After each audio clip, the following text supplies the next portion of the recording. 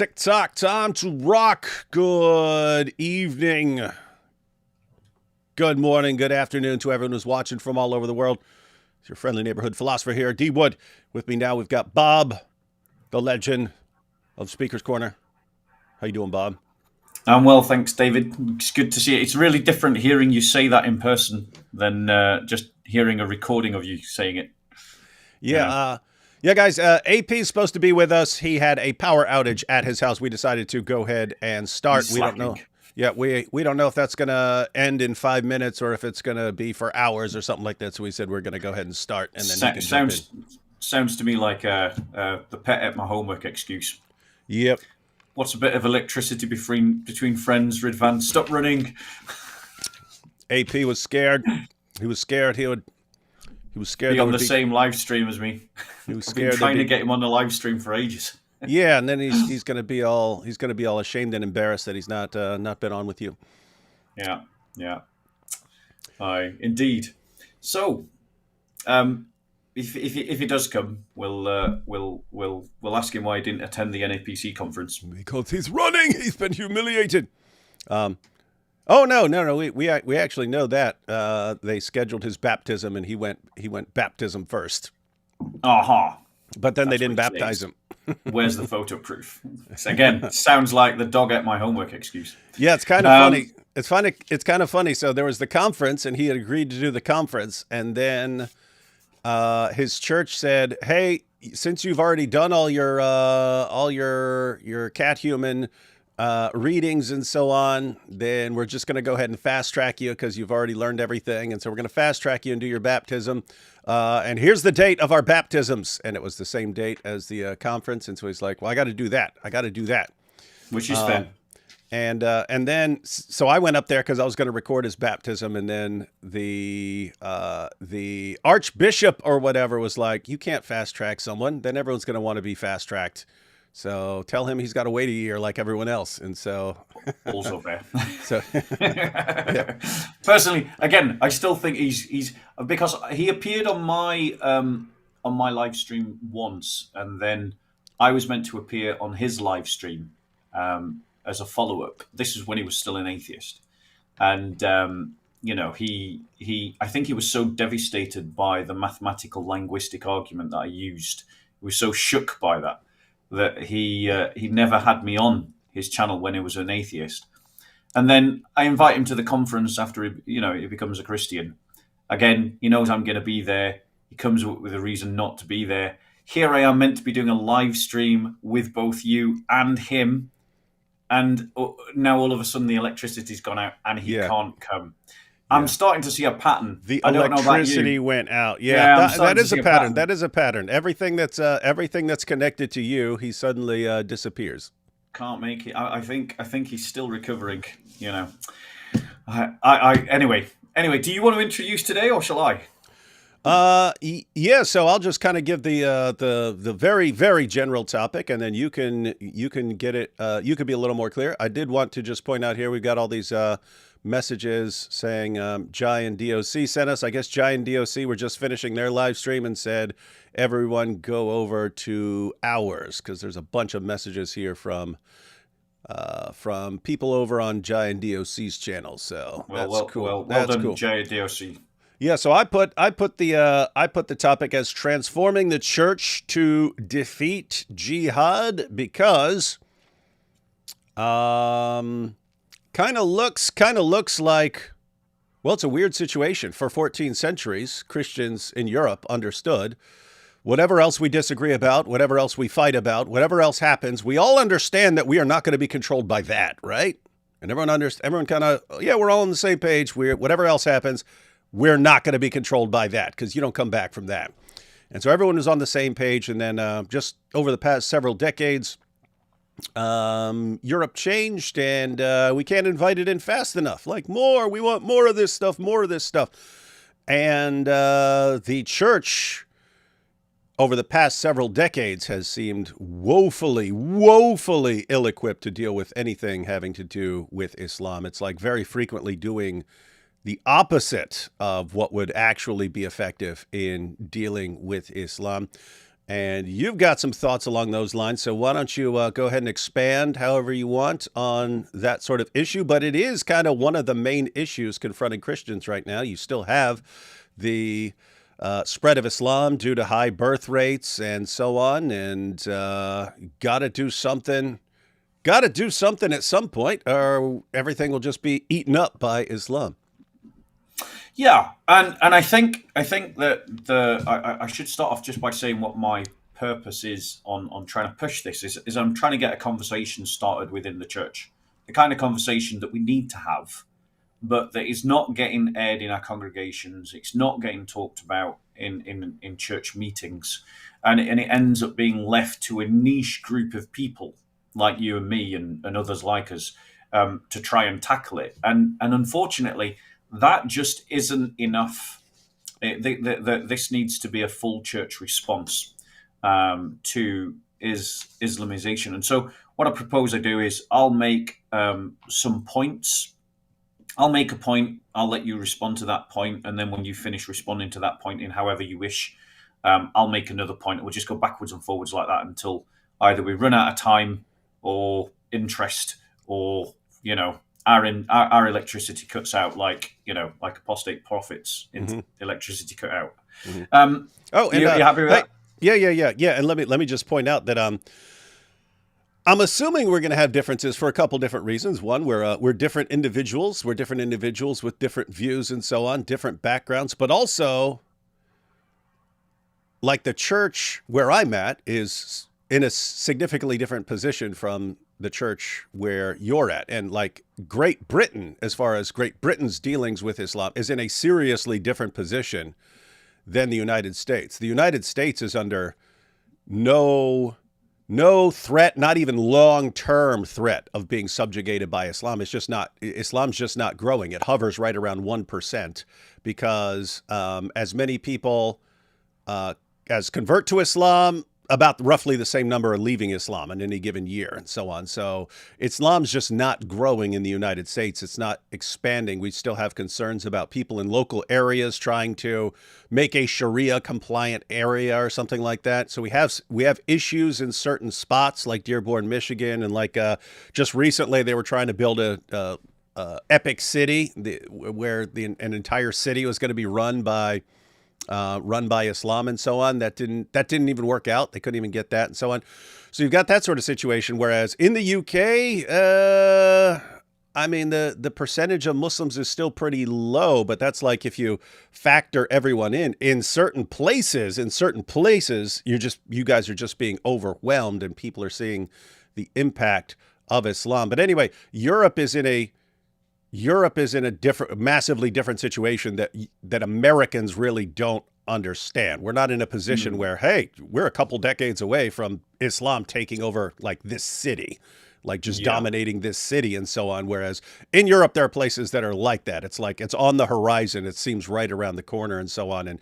And you guys have seen, even in places where you don't need 50% of the Muslim population or something like that. You have 20 or 30%, and they will already have control over the area and so on. So anyway, the point is, guessing we're going to have different perspectives just based on the sort of the level of desperation of the local area and so on. But anyway, the floor is yours, sir. The floor is yours. Right. So and like. To go into it, I think that I just want to reference, if anybody wants to know the sheer scale of Islamization in the UK, then they just need to look at Tim Dieppe's work from Christian Concern.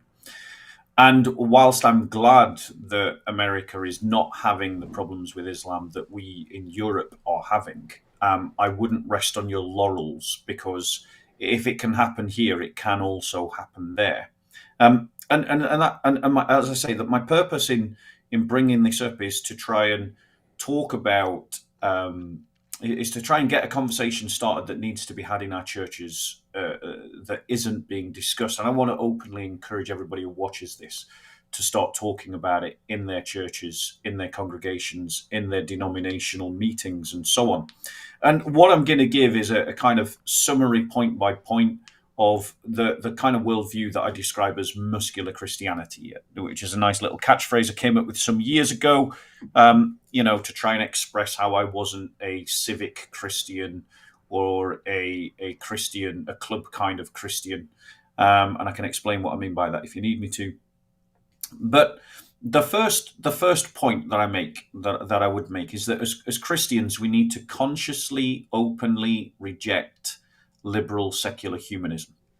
Liberal secular humanism has been the guiding light of the Western world since the Enlightenment. It has come to define every aspect of our lives, and it offers alternative. It offers both an alternative identity as well as an alternative focus and loci of activism or raison d'etre. And so the first thing that we as Christians must do is reject liberal secular humanism. So what I mean by that is the idea of the nation state as forming to our identity. So rather than saying that I'm British, I identify with the church rather than with the United Kingdom. In terms of my history, in terms of my culture, in terms of my values, in terms of my doctrine, in terms of my outlook and my aspirations, that every part of my life is defined by what I find in the apostolic tradition rather than creating some kind of synergy or synthesis between national identity and Christian identity. So it's kind of a rejection of classical liberalism. It's also a rejection of the idea of a secular state, the idea that the state shouldn't be religious or have a religious identity, which is at the very core of liberalism. We've seen in France, which is the liberal secular society par excellence, the way that Islam is just rampantly running away in France. Across Western Europe, they all assume a liberal secular stance, including in the United Kingdom, though on paper that's not the case. And the result of that is that Islam and Islamification is occurring. And whilst in America, for the moment, it's not occurring, you can already see that the attempts have already started in the US. And the US Constitution is very much well set to allow that Islamization to occur. Thanks be to God, I think there's enough Christians in the system to keep frustrating it for now, and the Christian churches are very strong there. But the state itself, if you had allowed Kamala Harris to win, and under your previous president, the figurehead Biden, and the institutions of the state could have quite easily facilitated the growth of Islamification. And finally, on this point, it's also the rejection of humanism, which is this idea that the thing that makes us who we are is some common human derivative, and that our sense of moral and ethics should be based upon the touchstone of a common humanity, rather than the ethical virtue system that is taught in the Christian faith and framed by the Christian faith, and that our allegiance is first and foremost to the church rather than to any other group, whether that group be national or otherwise. So that would be my first point to chuck out there. Feel free to say whatever you like in response. Yeah, so a couple of thoughts. Me and AP were just talking the other day, and we were talking about I don't know. You have all these things that spring up in society, and then they'll start attacking Christianity and so on. And I'm always thinking the only reason you're able to attack Christianity is you still have a roughly Christian framework that sort of boosts you up to be able to do this. And several people have made a kind of similar point or a similar thought here in different contexts. Like I think it was C.S. Lewis who talked about, sitting on a branch and you're sawing off the branch that you're sitting on. As far as some people doing that, like it's like Christianity is what's holding you up, and you're sitting here sawing off the branch that you're talking about, that you're sitting on. Van Til said he got the point. Cornelius Van Til, he said he understood it when he said he was on a train, and it was there was a toddler standing on his grandfather's lap, and he slapped his grandfather in the face. And Van Til thought that's like atheist with God. He's like, you're only able to slap your grandfather in the face because you're standing on his lap. If you weren't, you wouldn't be able to even reach his face. You're standing on his lap. That's how you're able to slap him in the face. And so it's only your grandfather is the one who's giving you the ability to do this. So he's talking about there. He's drawing the point of like, you're only able to even attack God as an atheist because God is propping you up and giving you that ability in certain ways. He's upholding and sustaining you. He's the one who's giving you the ability to do these very things and so on. But I think you have a similar relationship with Christianity and society. And so I was thinking of it like a trellis, and that grapevines can grow on the ground. They do not grow well on the ground. They do not produce much fruit on the ground. So what you do is you make a trellis, you make this lattice work, and then the vines grow there, and all of a sudden you get more fruit. More can grow on a trellis than on the ground. And so for me, like in society, Christianity is like that. Is like the trellis. It provides this big framework for things to grow on. But guess what? Even anti-Christian ideas can grow on that trellis because it basically provides a level of freedom and respect for rights and respect for people's speech and so on that you can start blasting away with all sorts of even anti-Christian ideas. And Christianity is actually holding you up in society for you to even be able to do this. And then you'll get these guys that are attacking Christianity. And if you get enough things growing on this trellis of Christianity that are anti-Christian, then what are they doing? They're attacking the trellis that they're all growing on. Like you take something, like feminism or something like that, right? You can have some good ideas in feminism as far as like women's rights and so on, but then you start getting all these like weird ideas that ultimately start wreaking havoc on society and lowering the birth rate and so on. And it's just it's ultimately not going to. It's ultimately. Let me put it this way. Take an idea like. Just let me turn my power on. 1 second. Okay.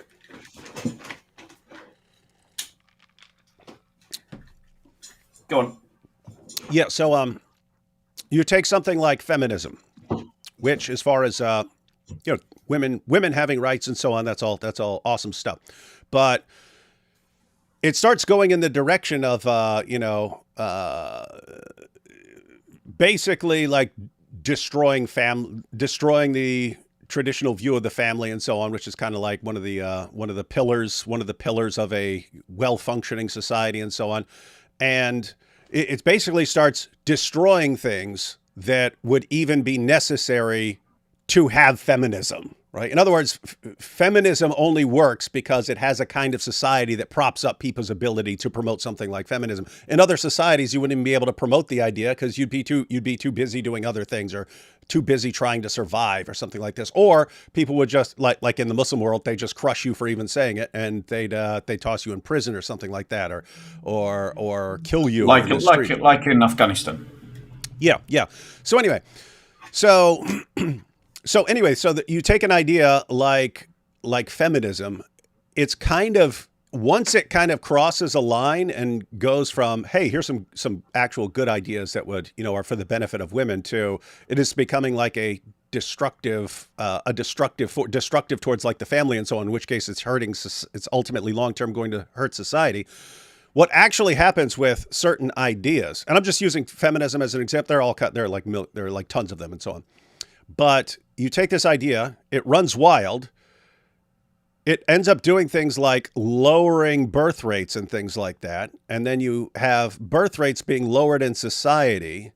Your government is not going to allow the numbers to start dropping. What are they going to do? They're going to import something from another part of the world. In other words, if the number of workers who are entering the workforce is not going to be at least the replacement level. In other words, for 2 people who die, 2 people are coming in. If all of a sudden for 2 people who die, there's 1 person coming in, on average, then your government is going to bring in people from other parts of the world. And guess what? They're not going to be feminists.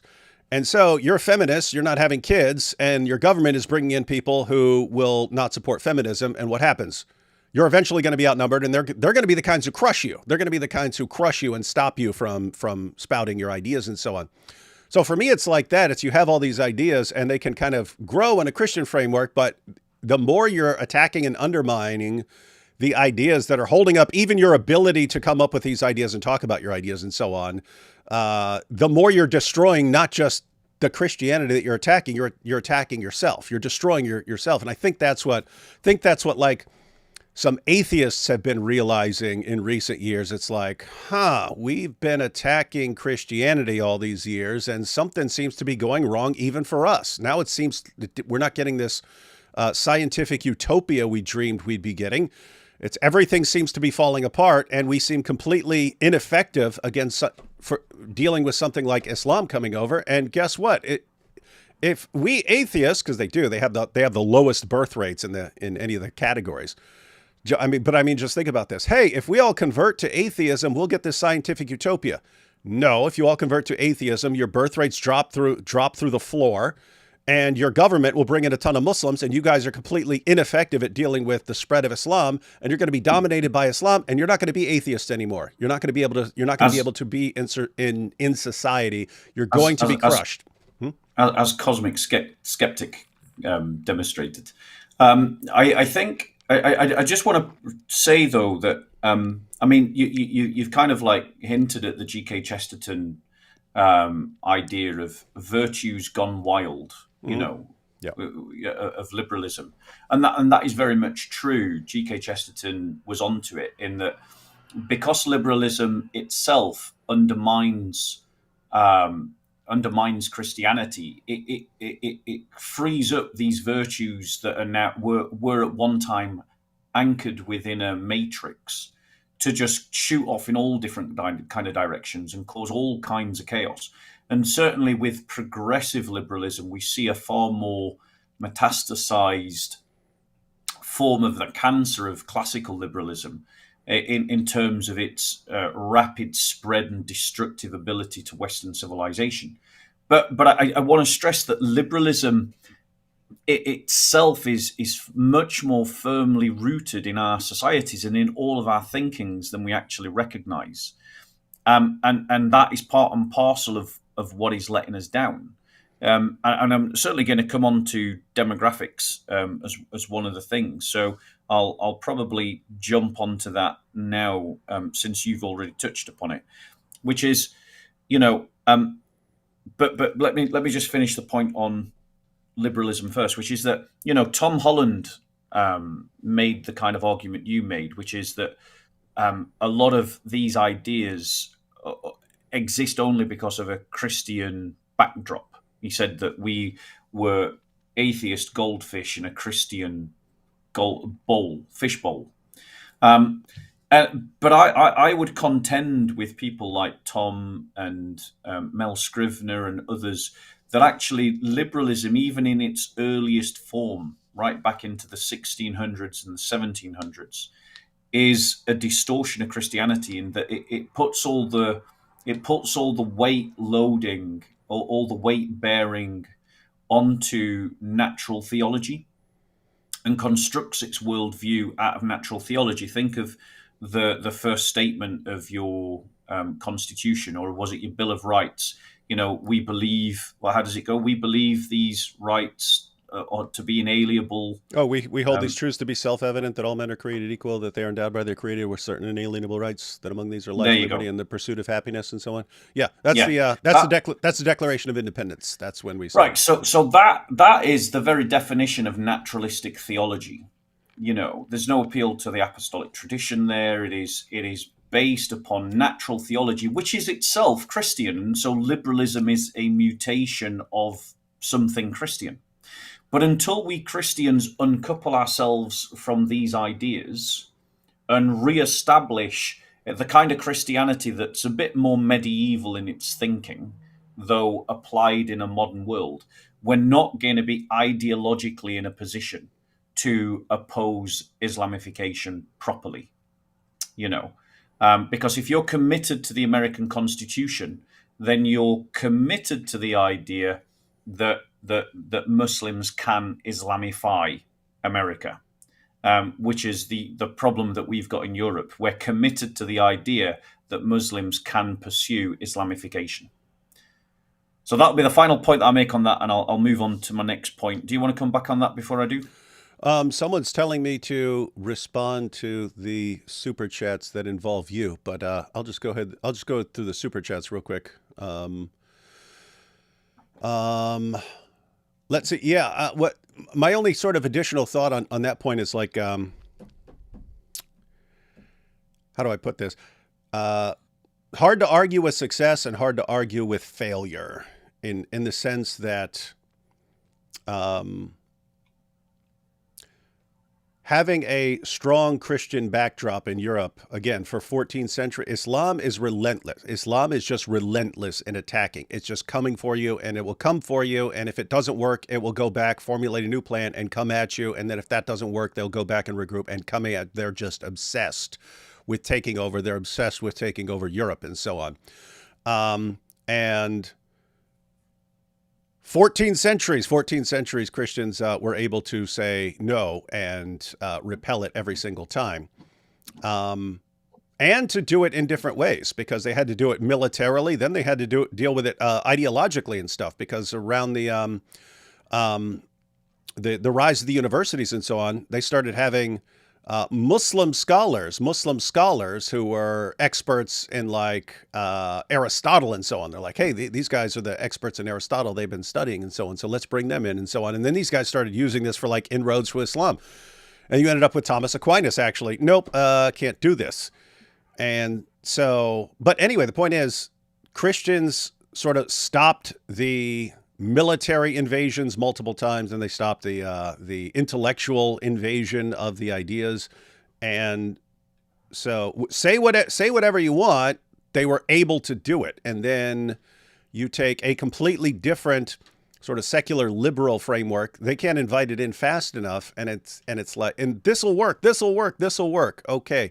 Everyone now is saying that it's a complete disaster.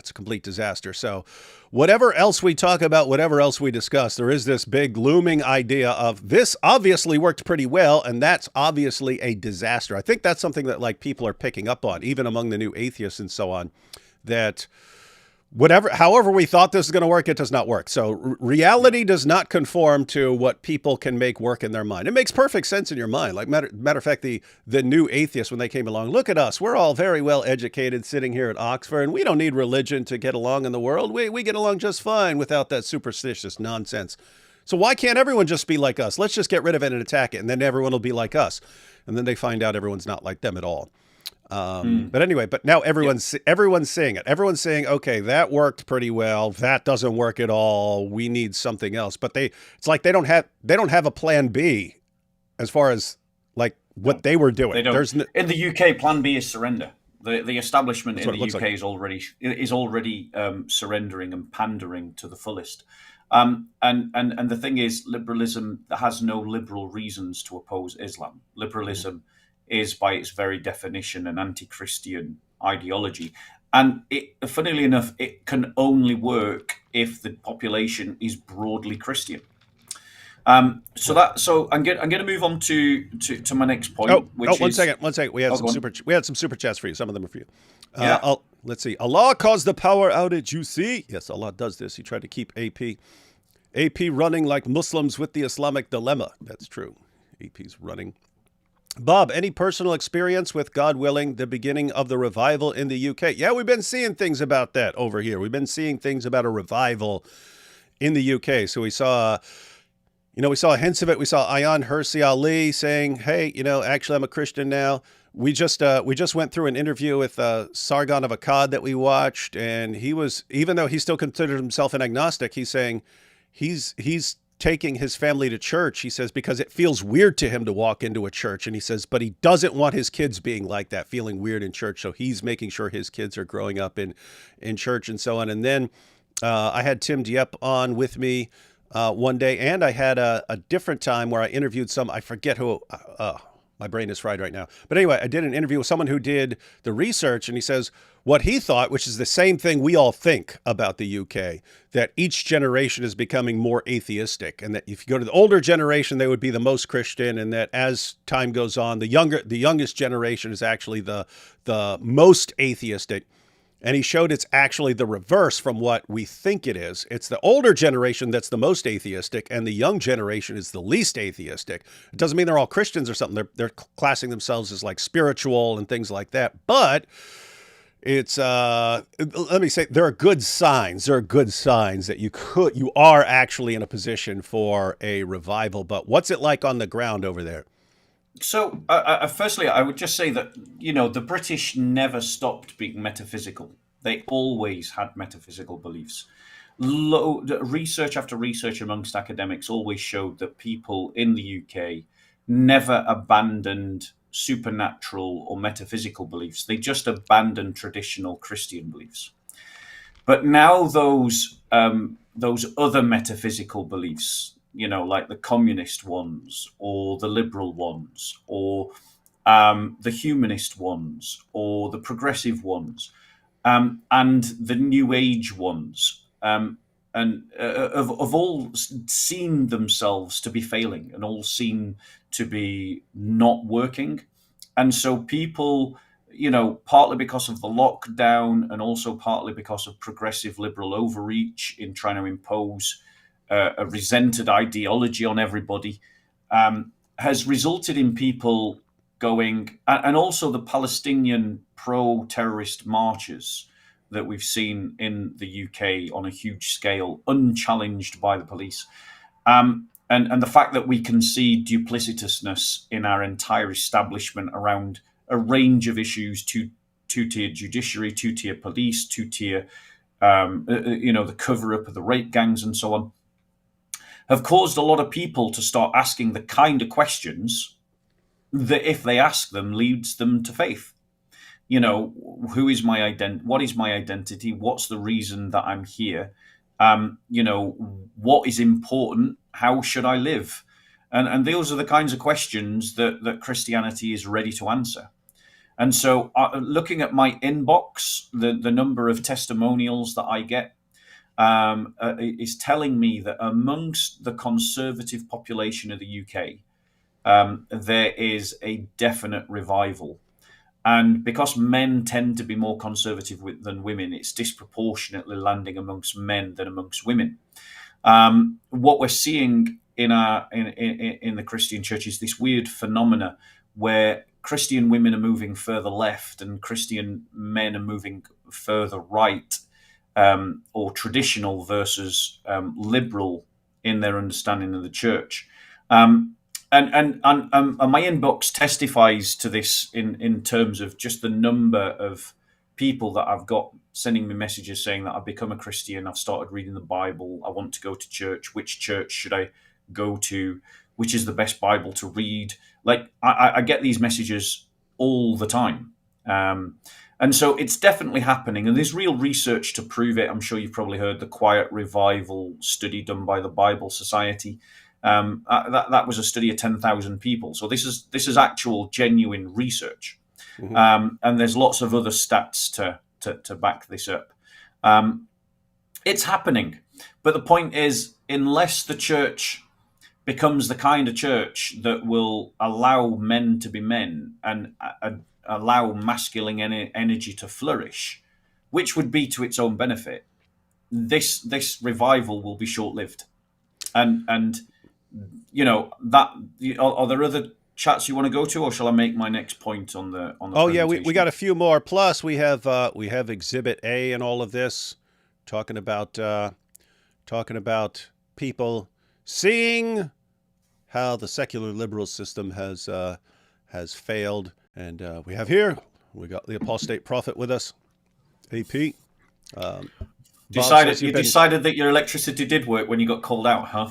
Yep. Oh yeah. My electricity went out earlier, but then it started working again. So here I am. Started working when he called you out for running from him.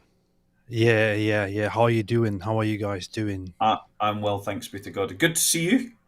It's good to see you, Bob. Sorry, I'm kind of jealous. 'Cause I'm trying to do a British accent a little bit because I No, hear you do it, and it sounds. It's not that spectacular. But it's. I feel like it instantly makes it sound smarter. So maybe I Well, should do yes. it. I think you're doing it on purpose, to be honest. So Hey, that would be funny if all British people just pretend to have a smart accent, so we think they're smarter. But Yeah. like that would be a funny skit. Like have all these British people and like Dawkins and everything. Well, this is what, and then you see them behind the scenes. They're like, "All right, what do you want to do next, everyone?"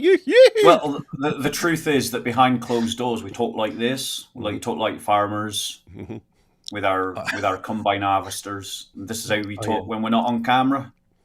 This is the language. This is the accent that we talk with.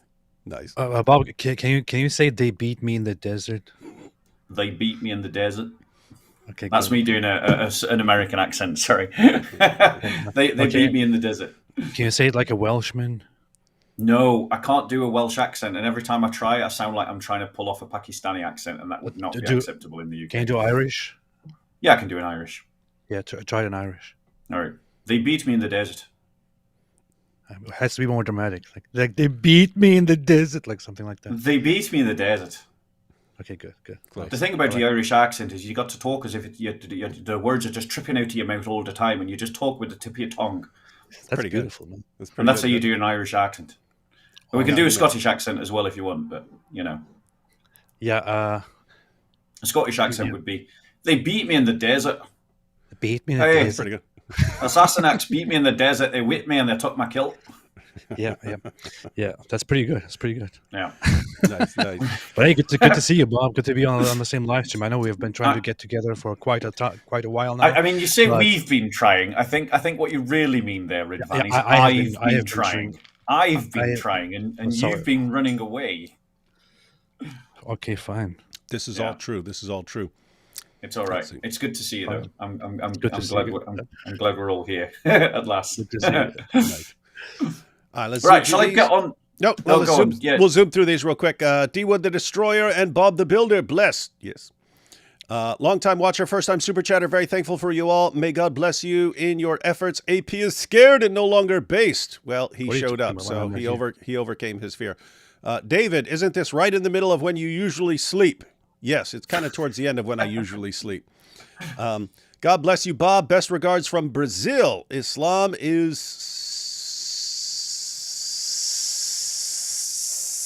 satanic. I see it. And Muhammad is a chomo. Well, that's very, very Islamophobic language there. Pretty rude. Can you fix it, Bob the Builder? That's what we're talking about, ladies and gentlemen. Talking about fixing it.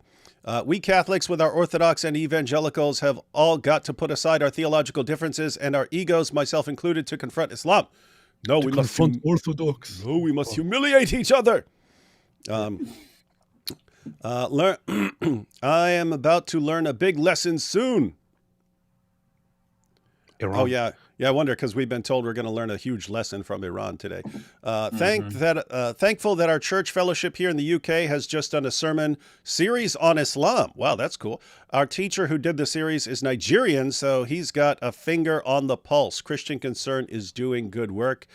Yes, Nigerians are well aware. Nigerian Christians are well aware of the dangers of Islam, because that's they've been going through it a long time now. Dear Bob, nice to see you here. Please become Orthodox. Come to St. Sophia sometimes.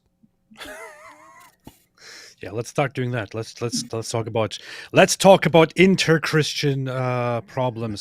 This is all we need. This is all we need right now. Let's not be the main focus. Islam.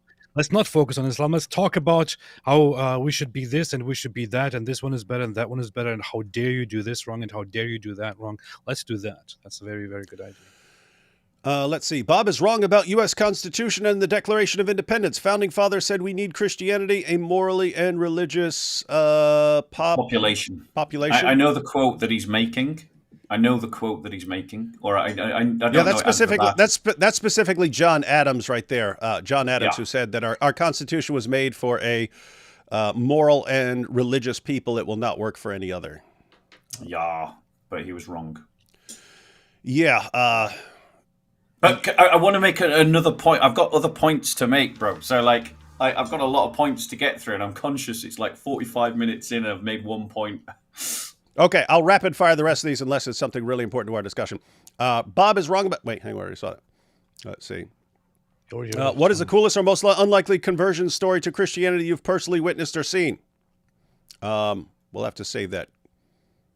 I've seen a bunch of doozies, and I've been a doozy for a lot of people. But yeah, not all of us British have given up and are prepared to fight in many ways we can. Deus Vult. You should sign up with Bob's Army. I'm a British woman, and I find Church of England churches very feminine and soft. Be all nice, avoid anything controversial, need boldness back in sermons. I'm assuming you would agree with that, Bob. Absolutely, but not just in sermons. It's more than sermons. Like, yeah. But I'll come up to that. Any thoughts on Israel and Iran war, maybe fulfillment of prophecy written in Ezekiel 38? We'll have to save that for a different discussion. The problem is Protestantism, especially the American kind. It's made people think that's what Christianity is. We ain't going to win over atheism until we win over them. That's right. Destroy Nonsense. Protestantism first. Bob, they beat me in the desert is the latest catchphrase based on male Welsh nurse confronting Egyptian riot police in the recent march to Gaza. So, right. That's what he's going on about. Yeah. Got you. Masculine Christianity without violence or so-called self-defense vengeance belongs to God. Let's see. Happy the YouTube... Christianity doesn't teach pacifism. That's true. Happy the YouTube algorithm really God made me find you all. That's good. Last two here. Am I the only one who can't take people with a British accent fully seriously? Yes, I say that respectfully. You must be the only person.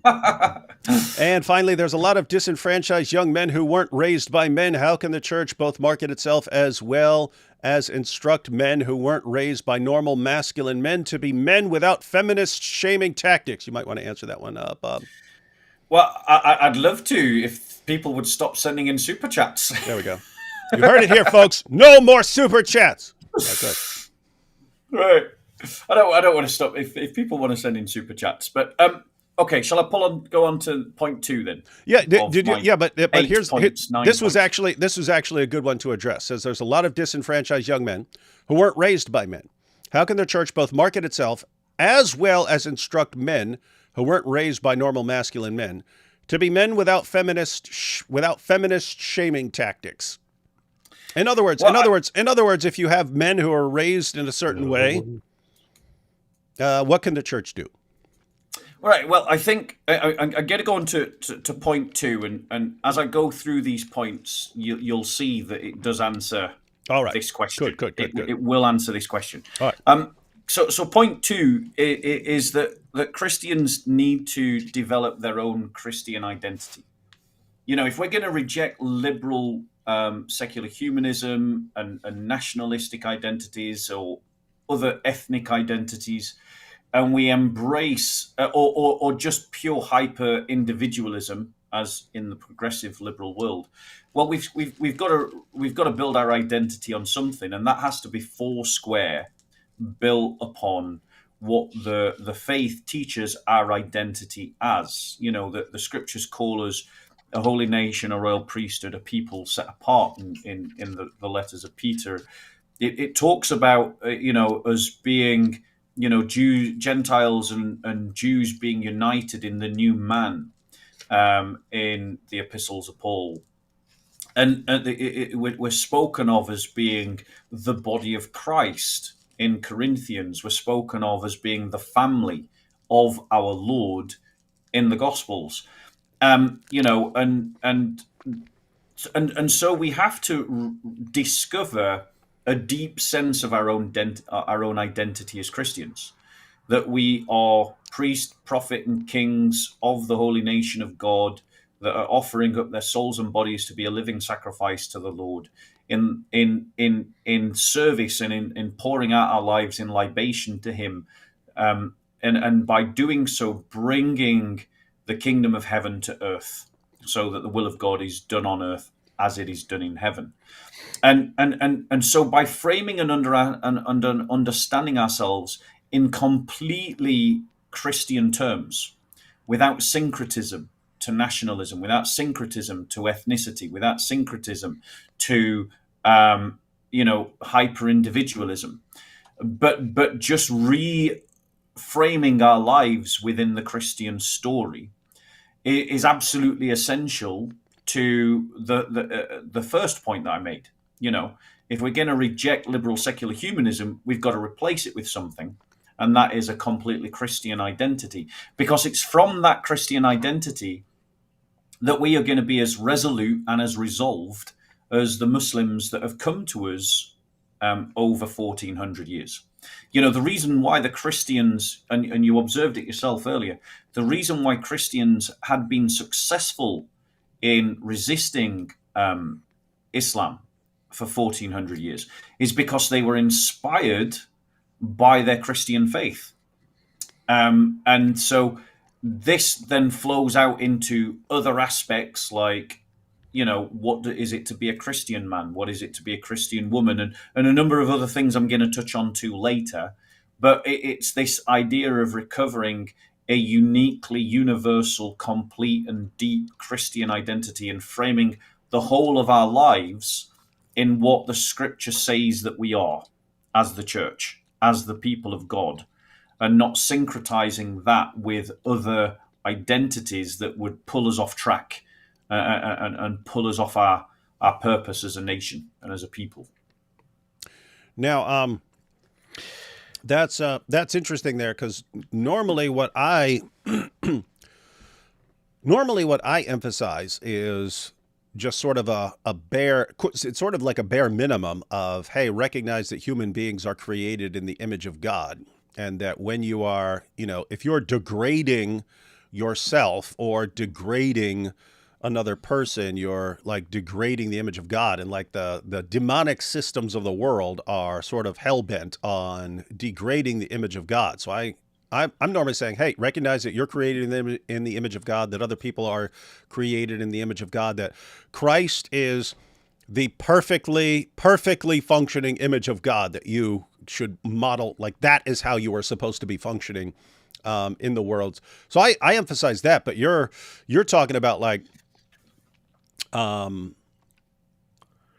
the full expanded version of here's what you are supposed to be. Like, yeah, you're created in the image of God, but now you're supposed to be like priests and kings and everything else, and be what you're supposed to be in like all its splendor and glory. Yeah, exactly. And the thing is, the Amatio Dei is absolutely one of the separating values between Christianity and Islam, as you well know. Christians believe that everybody has innate dignity from birth, regardless of any other factor at all. And whereas Islam does exactly the opposite. Your value as a human being is dependent upon your gender and your religion. And depending on where you sit on that spectrum, you're going to be valued higher. And then amongst your gender, it's how religious you are. So the caliph and the ulamas are higher than your average men. Your Muslim men are higher than your Muslim women. Your Muslim men and women are higher than your Christian and Jewish men. Your Christian and Jewish men are higher than your Jewish and Christian women. And so the spectrum goes down. And this is absolutely one of the reasons why anyone with a brain should oppose Islamization. That's how, and why atheists can, and why liberals should, and why anyone with just some ounce of intelligence should seek to oppose Islamization. But what I'm saying for the church, so narrowing in on the church, is that our identity obviously shares in that Amatio Dei, but it is more than that. It is what we are supposed to be in our truest sense of our humanity, and living out that dignity as being made in the image of God, which is to be, as it were, God on earth, like God on earth. Be perfect as your Father in heaven is perfect, is what our Lord said. Or and so as Christians, we're meant to embody Christ's image on earth and be icons of Christ on earth. And we can only do that if we sanctify and hallow our lives and offer it up to God as living sacrifice. And that is the act of priest. And then, if we then, by bringing God's rule to earth by keeping his commandments in all areas of life, we begin to live out that role as king. And by proclaiming that same kingdom to those that are not of that kingdom and resist that kingdom, we also act as prophet.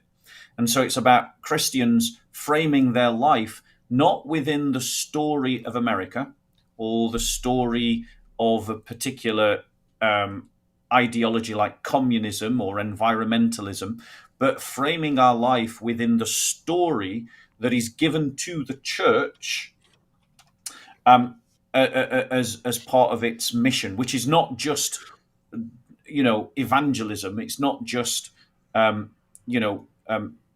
making people convert to Christianity. It's more than that.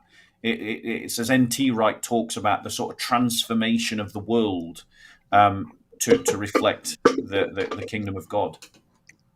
Now, Bob, all of this is very, very interesting and very good to listen to, very good to argue. A lot of good stuff to take from there. However, in all seriousness, although I dunked on earlier on somebody who talked about orthodoxy, for example, I have some questions and some objections here, which mostly revolve around Protestantism and its role in how things have been shaped in the West. Now, for example, you mentioned that historically, there was a time when there was a very strong Christian identification, strong Christian identity in Western Christian Europe. For centuries, Christians or Europeans fought back against Islamization, fought back against Islamic invasions. The issue is that when we look at the timeline there and we break it down by religious denomination, the pushback was overwhelmingly, almost exclusively, if we speak of Western Christianity, done by the Catholics, not by Protestants, not by Anglicans. So if you want to rank it, the Catholics were the ones in history who most powerfully and most successfully pushed back against Islamic invasions. The Orthodox probably fought the most, but they were also brutally defeated. So the Catholics have a legacy of having a very, very strong pushback against them. The Protestants did basically nothing against Islam in their history. To be fair, they also didn't have much of a contact with Islam. Their contact was rather minimal compared considering the geography. Yeah, AP. But when you were saying everything there, I was thinking in terms of geography. Like the Orthodox were the ones who were closest to an expanding Islam, and so they were quickest to get eaten up. And then even in Europe, on the East and the South were being attacked by Islam, which those were the Catholic areas, and the Protestant areas were more north and west, so they weren't confronting. So you're basically giving us a geography lesson, not a lesson on Christianity. Well, also a lesson on Christianity, to be honest, because I think that there's one issue here, which I think, in my opinion, is a problem, and I don't want to make this a criticism, but just bring it up as an objection to talk about it. Because so one of the problems that we talk about is, for example, internal fighting versus external fighting, right? Internal fighting versus defending against the others. Internal fighting, and everybody knows me. You know me. This is not meant to be stirring the making internal fights or anything, but we know that Protestantism has been at the forefront of rather having, since its emergence, of having an inner fight rather than a fight against the outside. Protestantism is kind of the proponent of individualism. You could even argue, this is something that is argued often, that individualism is kind of a result of Protestantism. So you talk about, for example, the church uniting, Christians uniting, becoming one body, but many Protestants, because of Protestant tradition, would argue that or would kind of cherish the fact that Protestantism gives people this whole way of being distinct, of dividing the church into multiple different bodies that all disagree with each other, whereas the Catholic, for example, stand united, or the Orthodox stand semi-united.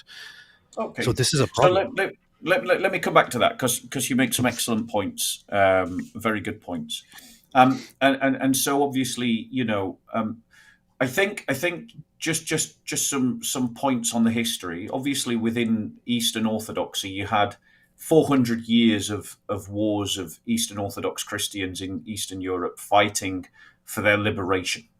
And actually, the country that liberated the most land from Muslim rule is arguably Russia, which is an Orthodox country, which destroyed entire entire caliphates and liberated huge amounts of land of Eastern Orthodox, and wanted to liberate Constantinople until the devil got his teeth into Russia with communism. And so it wasn't the case that, yes, the Eastern Orthodox were brutally suppressed in large swathes and often came off worse. They never actually gave up, and they did liberate themselves and fight continuously for centuries, at least 1,000 years against the Turks, Seljuk, and Ottoman.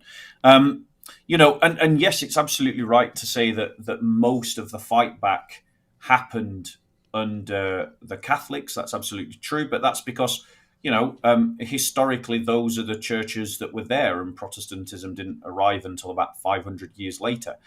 I know that all across Europe, when the Catholics won the Battle of Lepanto, even in Protestant countries, bells rang out in celebration. But there has been, in the past, certainly, an attitude among certain hardline Protestant opinions, which is, of siding with Muslims against Catholics because of anti-Catholic hatred. So just some points on the history, but we don't, as Christians, have to be defined by the past. Yeah, the very point of our faith is that we can practice repentance and that we can change. That is the whole point of the deep heart of Christian spirituality. And I think it's fair to say that a lot of Protestant churches are waking up and as it were, whether they know the history or not, they are repenting of those kinds of attitudes. And rather than, as it were, stirring up issues from the past, we in this generation need to think about where we are now and draw a line under anything wrong in the past, like the fourth, in quote marks, crusade, because it wasn't a crusade at all, that attacked Constantinople and weakened Constantinople, and that was a Catholic on Orthodox attack. We need to think about what we need to do today, and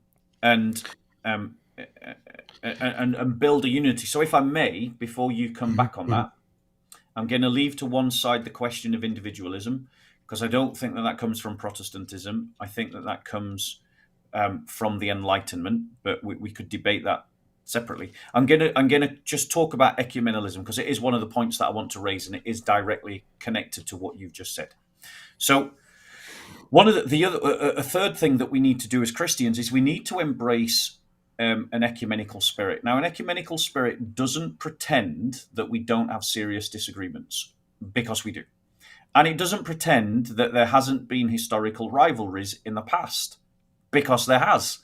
What this new spirit of ecumenism that the church needs to adopt is simply that Christians recognize that there are some things that are threats to all of the Christendom, to all churches, to all Christians, regardless of your denomination, of which communism is one.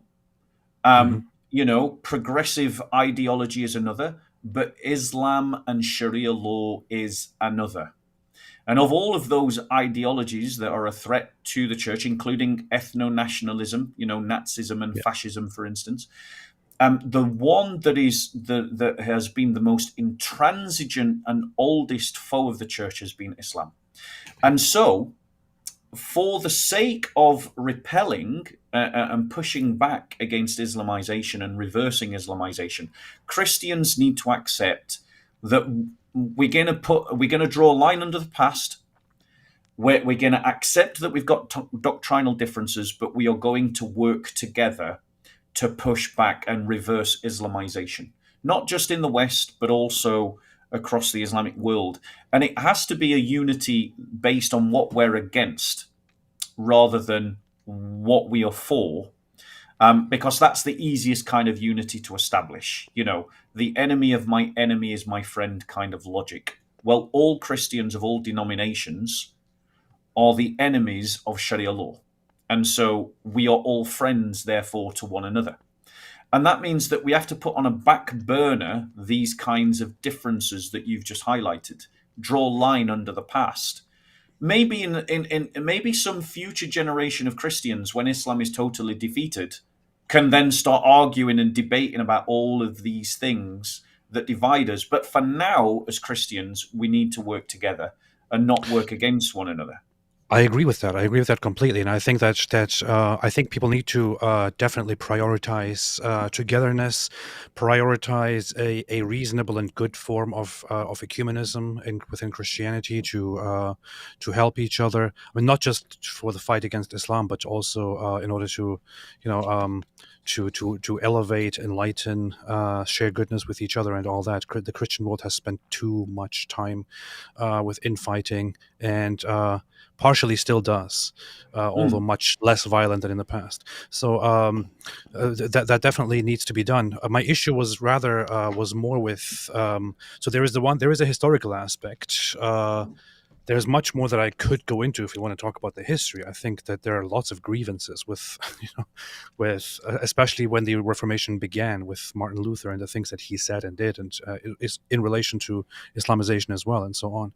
But I just think that this is not meant to be a criticism of Protestantism. But it's like I'm just asking questions. Candace.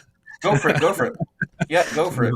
No, I'm just I have difficulties trying to envision the unity that you speak about when we, especially when we're talking about Protestantism, and especially when we're talking about non-Anglican Protestantism, like American Protestantism or other kinds of Protestantism, for example, because it seems to me that there seems to be often the tendency, and although the Catholic Church is nowadays not as united as it was in the past, since there is no longer the whole papal authority over everybody, or the papal state, or whatever you want to call it, there still is some kind of unity among Catholics in terms of the current way of thinking, the current politics and policies, and so on.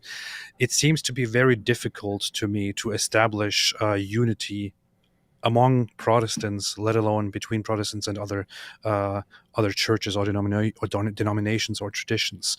So the unity to establish for Christians to come together and to be one body, to be one church, as it was seen in the apostolic sense, and to then come together and to do something together, seems to be very, very difficult. And how do you go about doing that? How do you establish that unity when there is so much pushback within based on certain, dogmatic positions and practices and all that? So it would be, to adopt the position, for instance, of Gavin Ortland, who is a Baptist, who has his own YouTube channel. He's a great evangelist and a great commentator.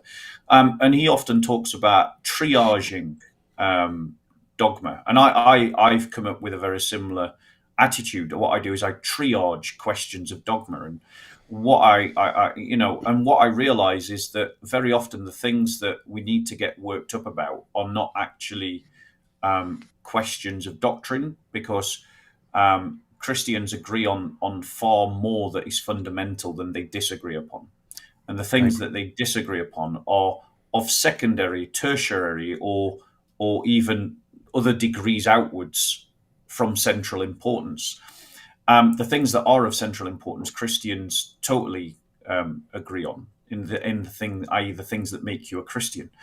And in terms of the things that actually divide Christians, it's often more to do with ethical questions and the penetration of liberalism within the churches than anything else. But I think it's about understanding that these theological differences are not as important or as pressing as the socio-political and economic pressures that we are facing as Christians, and for us to refocus our intellectual energy onto how we deal with those socio-economic and political pressures that are opposing Christianity. Because the ideologies that are against us are ideologies of praxis, not ideologies of orthodoxy. And so Christians fall out over questions of orthodoxy, right worship, but the ideologies that are reigned against the church are ideologies of praxis. Islam is about seizing power and dominating. Liberalism is about seizing power and dominating. Progressivism is about seizing power and dominating. Communism, seizing power and dominating. Nazism, seizing power and dominating. They are more concerned with how to get power and use it than they are disputing the metaphysics of transubstantiation, or whether grace is communicated through baptism, or what is the proper government of the church. Does it belong to patriarchs? Does it belong to the congregation? Or does it belong to a pope? And Christians are completely being outmaneuvered by the fact that they try to think about everything theologically, when they need to be thinking more sociologically, politically, and economically. And so the unity that I'm talking about, bro, is not institutional unity. It's not dogmatic unity. It's unity in praxis, in what we are against, and making sure that those groups that are working against the church never have the power to dominate and persecute the church, and where they are dominating and persecuting the church, that they are removed from power. Yeah, I agree with that very much, to pretty much everything you said. And I think, so the point that you make, the distinction that you made there at the end, is actually a very crucial one, which is that as much as there are differences, as much as there are doctrinal differences of interpretation and all that, everything could be left to, you could separate that separation from the unity that we need to have among all those Christians who disagree on so many things, that they could come together and could establish a unity with disagreements. So I have to say also, and I'm really I'm not trying to bash Protestantism or anything here. I would say because that wouldn't go well for you, buddy. That wouldn't go well for you. I think like Orthodox people will probably be angry when I say this, but I think that the Orthodox are the worst in terms of unity with the rest of Christians.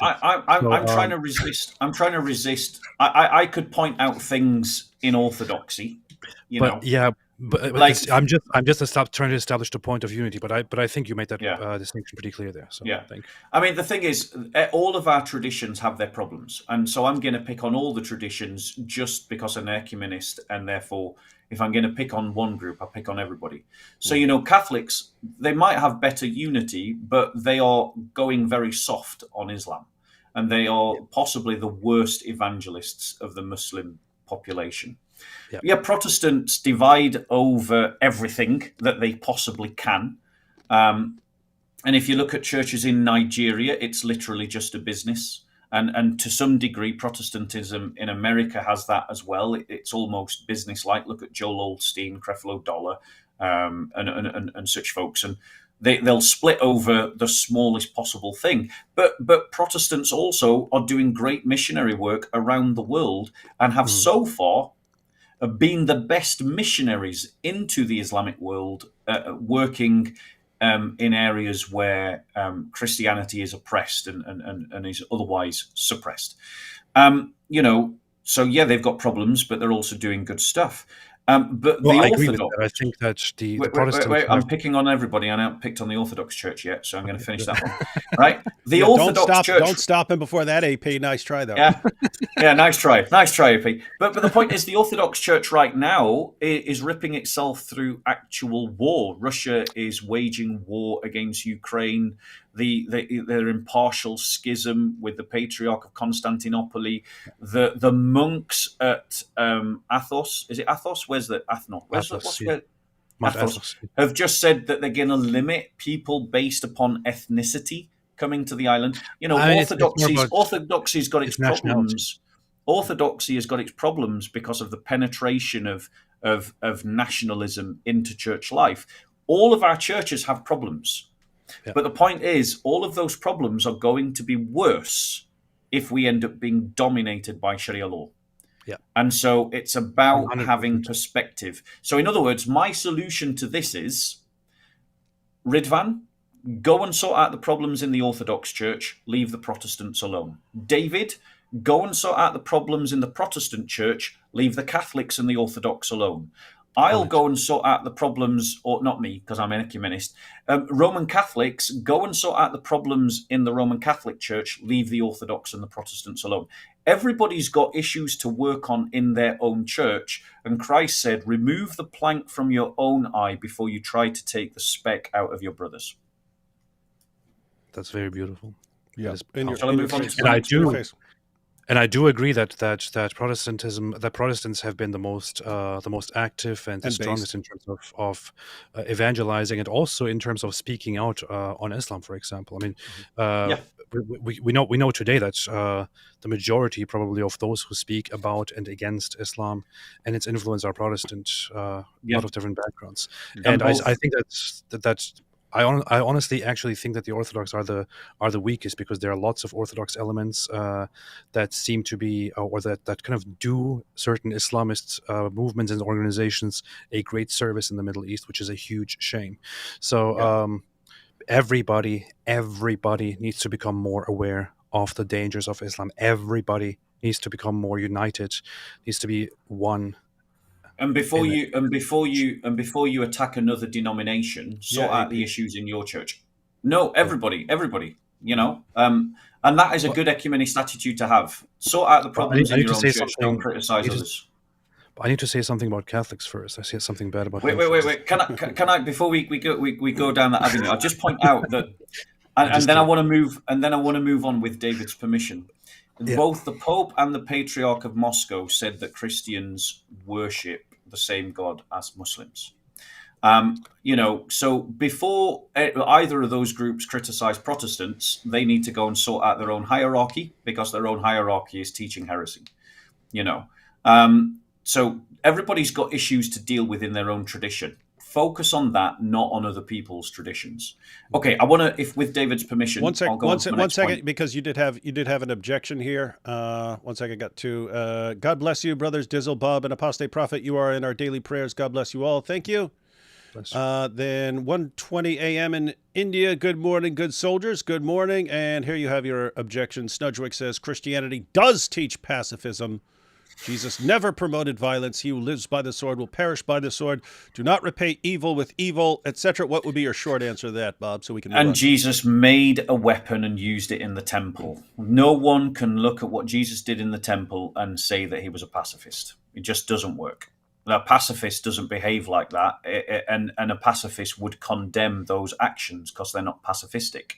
The way that pacifists try to get around this problem is they create some kind of ridiculous exceptionalism for Jesus, where he fashions a weapon, uses it, forces his will on other people through an act of violence, and then pacifists say somehow that he's being prophetic, as if that somehow gets over the fact that he used violence to impose his will on others.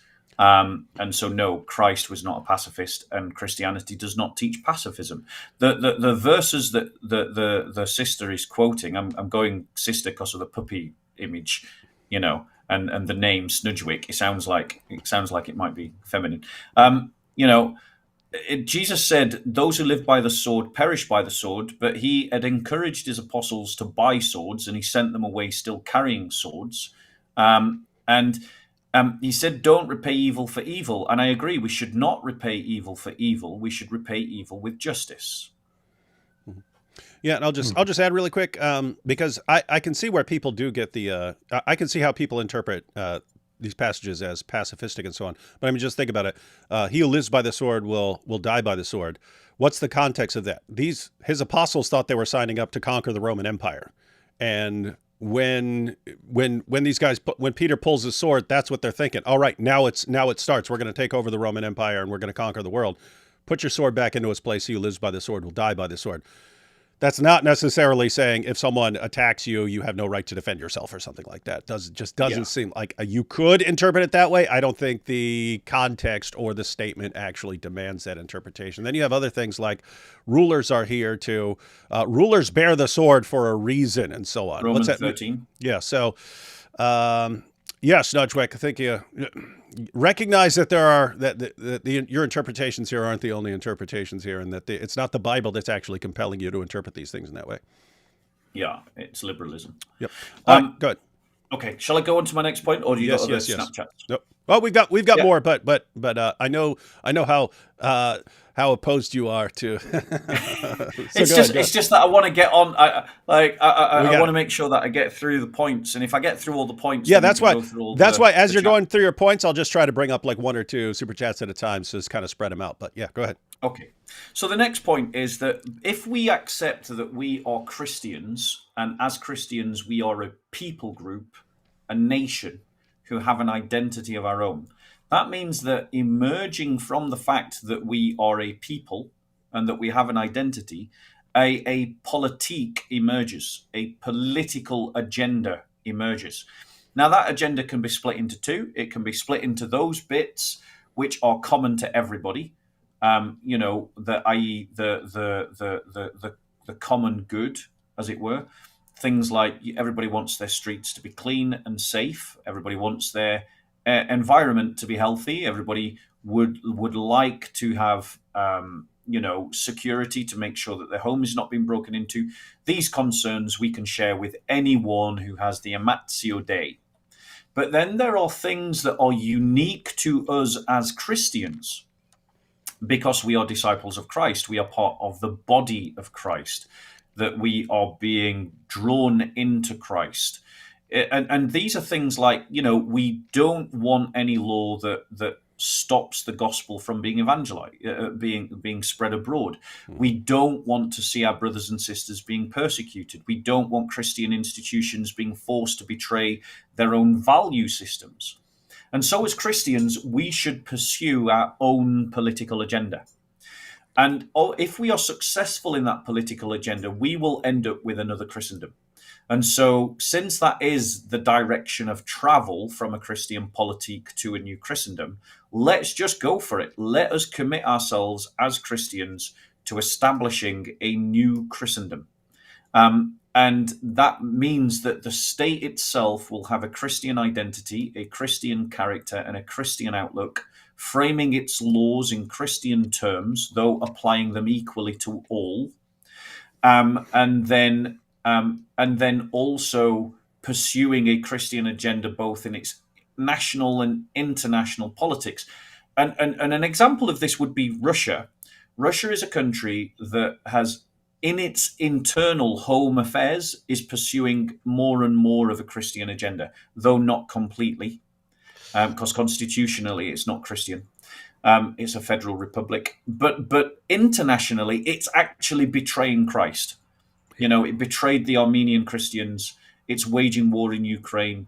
It's failed. It attacked the Christians of Georgia. It has sided with all the enemies of the church: North Korea, Iran, China. Everywhere that persecutes Christians, Russia has made their ally. And so this is an example of where the Christianity, the orthodoxy of Russians hasn't gone deep enough. It needs to go deeper. The Russians need to be more orthodox, not less orthodox. They need to have an understanding that Mother Russia, her duty is not to serve herself, but to serve Christ. And that means defending Armenian Christians, defending Christians in Iraq and Syria, defending Christians in North Korea, defending Christians against Azerbaijan, not attacking Ukraine, and killing lots of Orthodox Christians there. And we could criticize Ukraine for its own problems, but we need to pursue a Christian agenda that leads to another Christendom, because a Christendom, as demonstrated by the Crusader states, and as demonstrated by the fact that many European kingdoms were established out of crusade, a Christendom can and has reversed Islam, whilst simultaneously, particularly with the Crusader states, actually treating its Muslim population better than they would be treated under an Islamic caliphate. Yeah, the issue with Russia is also this is actually a good example of how you can go really, really wrong. I'm not sure how to exactly approach it and how to exactly put it, but so when somebody says that Russia, for example, is a country that goes toward the direction of adopting more, you know, Christianity or Christian thinking or Christian sentiments as a nation, I cringe a little bit because what they're doing is more to take Christianity and to act as if Christianity was their goal and their ideal, but they turn Christianity, they pervert Christianity. So that this is what the Russian government has basically done, what the Russian Yes. Federation has done, what the Orthodox Christian authorities in charge have done. They have started blending the religion with the government to such an extent where now the idea is basically that fighting for Russia, no matter against who, is a Christian duty. Going and fighting and killing in Ukraine, killing other Christians in Ukraine is a religious holy duty, and you will be rewarded for it, and so on. So this is one of the pitfalls. You could go really, really wrong with this and start corrupting Christianity for your own benefit. It's the idea that the state should serve Christ, not the church serve the state. And that's the difference between a truly Christian state and a state that pretends to be Christian. Is in Russia, the church is serving the state. In England, the church is serving the state. A truly Christian state sees itself as serving Christ and pursuing Christ's agenda. And if we are truly rooted in our Christian identity, the idea of bearing arms against the temple of God, which is embodied in other Christians, should be an anathema to us. And an extension of this understanding of a Christian politique is that Christians need to have a sense of solidarity with one another. The plight of a persecuted Christian anywhere is the cause of all Christians everywhere. And even if we can't do much about it, it still should be a concern to us. And so the issues of, the Christians who've been forced out of northern Cyprus, the Christians who are under threat in Lebanon, in the Philippines, in Burma, in North Nigeria, in Iraq, the Christians that were forced out in Artsakh or Greater Armenia, occupied territory in Azerbaijan. These Christians, the Christians of Egypt, the Christians of Pakistan, the Christians of India, we're all in this together, and we all need to stand together, and we need to find ways to help one another around the world as a church, regardless of whether the states of nation states support us or not. And that is an essential part of what I'm sort of talking about is Christian solidarity. Now, Bob, you're talking about Christianity and politics and so on. So are you suggesting something along the lines of Christians being more influential in politics, or is it like Christians go and overthrow the government and put in a new Christian government in your country or something like that? I mean, it depends upon the context. Like, the Christians of South Sudan, they faced 18 years of Islamic Jihad, and they had no choice. They had either to be dominated by Islam, Arabized, and maybe even forcibly converted to Islam, or they rose up in rebellion. And the Christians of South Sudan rose up in rebellion. The Christians of North Nigeria, the Christians of Nigeria, I think, need to start an independence movement and split the country in two, because their state is dysfunctional, is not guaranteeing the security of Christians. Mm-hmm. But in the USA and the UK, where we have, to a degree, highly functioning democracies, where corruption levels, in the UK it's getting worse, but corruption levels in the state can still result in a change, still don't stop a change of government, as demonstrated by Trump's victory. In those situations, Christians should work within the democratic system, get involved in politics, capture the state, and then use the state for the purpose of serving Christ. So I'm going to make an open appeal right now to J.D. Vance. Use the might of America's armed forces to defend persecuted Christians. Yeah. And I would agree, especially about Nigeria. If anyone is in a position to help that situation, guys, it's pretty simple. You've got Muslims up here, kind of a line, Christians down here, and Muslims constantly trying to push back that line by killing as many Christians as possible. So and butchering the Christians in the north. There is a genocide happening in the north, and America could very quickly change the game on that one. You know, America is backing Israel. Why not back the Christians of Lebanon? Why not call out Turkey's occupation of northern Cyprus? You know, there's so much that a Christian nation could do. And I'll put this out as well, you know, to Christians in Russia, challenge your government. Why isn't this, you know, this so-called Christian government doing more to defend Christians?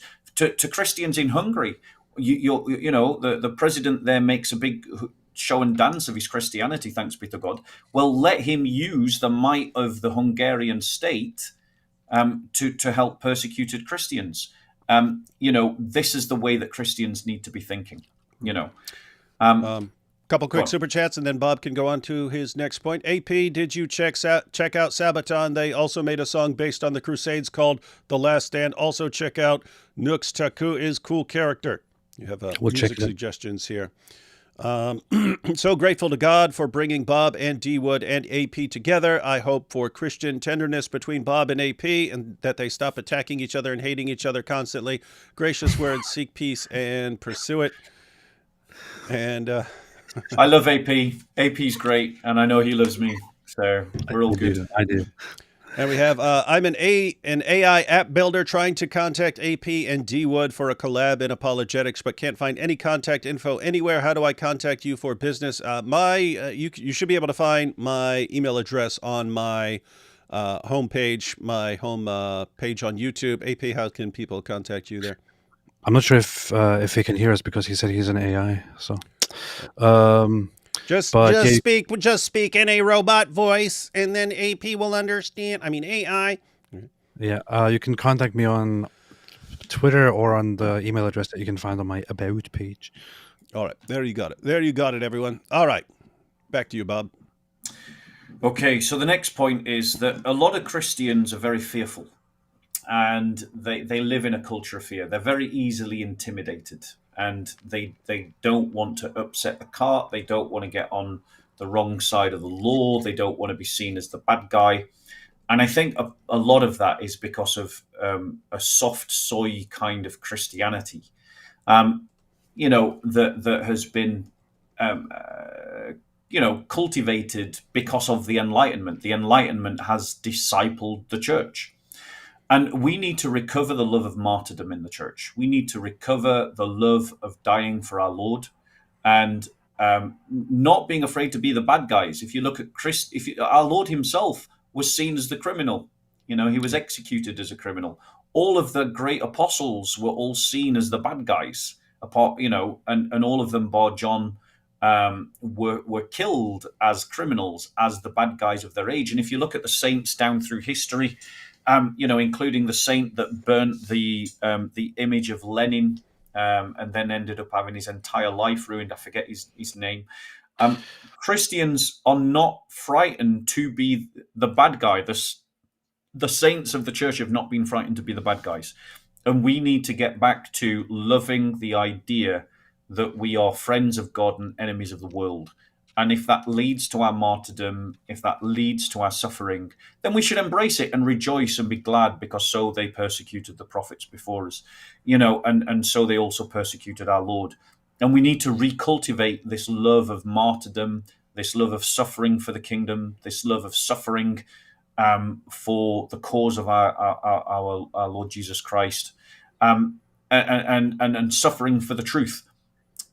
But a lot of Christians are very fluffy and very limp-wristed, more in Catholic and Protestant churches than in Orthodox churches. I find things in the Orthodox churches a bit firmer, a lot firmer actually. But we need to recover that sense of, we're not stopping, we're not giving up, we're not backing down, we're pressing forward, and you can kill us if you want to, but we're not giving up. And persecute us if you want to, but we're not stopping. And if that upsets progressives, so be it. If it upsets Muslims, so be it. If it upsets communists, so be it. If it upsets nationalists, so be it. If it upsets ethno-nationalists, so be it. We need to push on being Christian. Very well said. On that point of not being afraid to be labeled the bad guys and so on, that's kind of a that's kind of connected to other things that were being pointed out. We talked about a study in the UK about the youngest generation unexpectedly turned out to be the least atheistic generation, which would have been the opposite of what I would have thought. But then even in the US, there was for decades, there was this decline in the percentage of people who identify as Christian. And then several years ago, it sort of bottomed out and then started going back up. And the idea as far as people who are looking at the data was that the people who were leaving Christianity were people who didn't care about it much. They were kind of nominal Christians, and it was easy to go in and say, "Hey, why you don't even believe in this stuff? What are you doing? Get out of here!" Or if you're kind of wishy-washy, "Hey, do you realize you're being all this is a bunch of stupid stuff? Be with the smart group, the atheist group, and so on." So you could actually get those kinds of people, but when it kind of bottomed out, now it was kind of okay. We've reached the level of people who are taking Christianity seriously, and you guys don't actually have good arguments to respond to them. And then that starts kind of growing back up. But there's the positive side in all of this is the people who can be pushed around by saying, "Hey, if you disagree with us, we'll call you names. We'll call you the bad guy. We'll call you intolerant. We'll call you racist. We'll call you Islamophobe," things like that. Those people kind of already left. You know what I mean? The people who could be pushed around by name calling and so on. Okay, you already won those people. Now you're down to people who you can't push around by calling them names. It's not going to work anymore, right? So even though you may have gotten down to smaller numbers, your smaller group isn't as easy to push around as other groups. In other words, look at us here. You can call us all the bad guys. It doesn't affect us. Us. We're fine. I'm fine taking a bite out of the Quran if someone crosses a line, right? And I'm fine if people go, "I can't believe what you just did. It's the worst thing in the world." Say whatever you want. Don't care. So anyway, that is kind of the plus side as far as you saying, Christians shouldn't be worried about, what people are going to say about us or what they're going to call us or that or even dying. Yeah, or that we'll be the bad guys, or what's going to happen to us, and so on. It's actually cool because we have a smaller group than we did years ago, but it's a group that's not as easy to push around with things like that. So, and I think that truth is certainly amplified in the apologetic world that we move in. Christians who do apologetics, particularly Christians who do public apologetics, we're pretty resolute. And emotionally committed. But I know, and maybe it's different in America, but I know in the UK there's still a lot of fluffy Christianity. There is still a lot of Christianity that if you blew hard at it, it would just fall over. And, and the Muslims sense that, the Ummah senses that, the activists within the Muslim community sense that.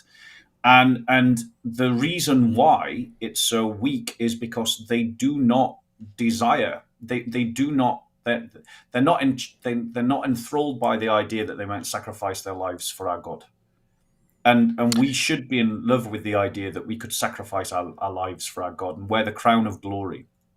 Go on. Oh, continue when you're done. I was just going to say, is it Saint Stephen in the Book of Acts when he's martyred? When he looks, I'm rubbish with names. When he looks up to heaven, he sees the Lord standing.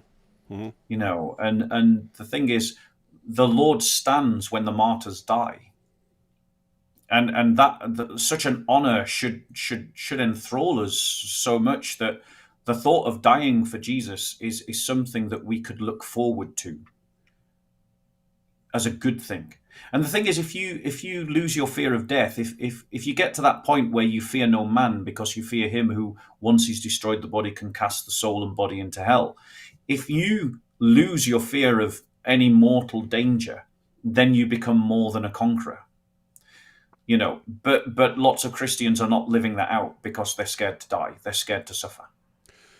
And by the way, that's kind of connected to everything else. It's Christianity can be really sort of successful at building societies, but once you've built a flourishing, stable society, people become more hedonistic because of it, and you're able to just focus on living an easy life, free from discomfort as much as possible, and so on.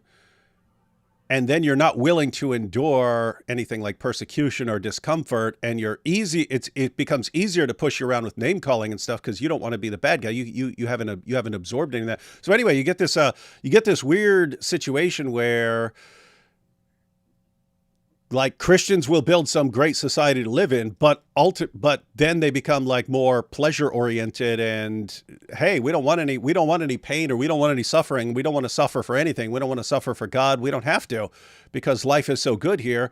But once you get to that point where you're not focusing on what gave you the ability to make that kind of society to begin with, then it'll start crumbling, and sort of the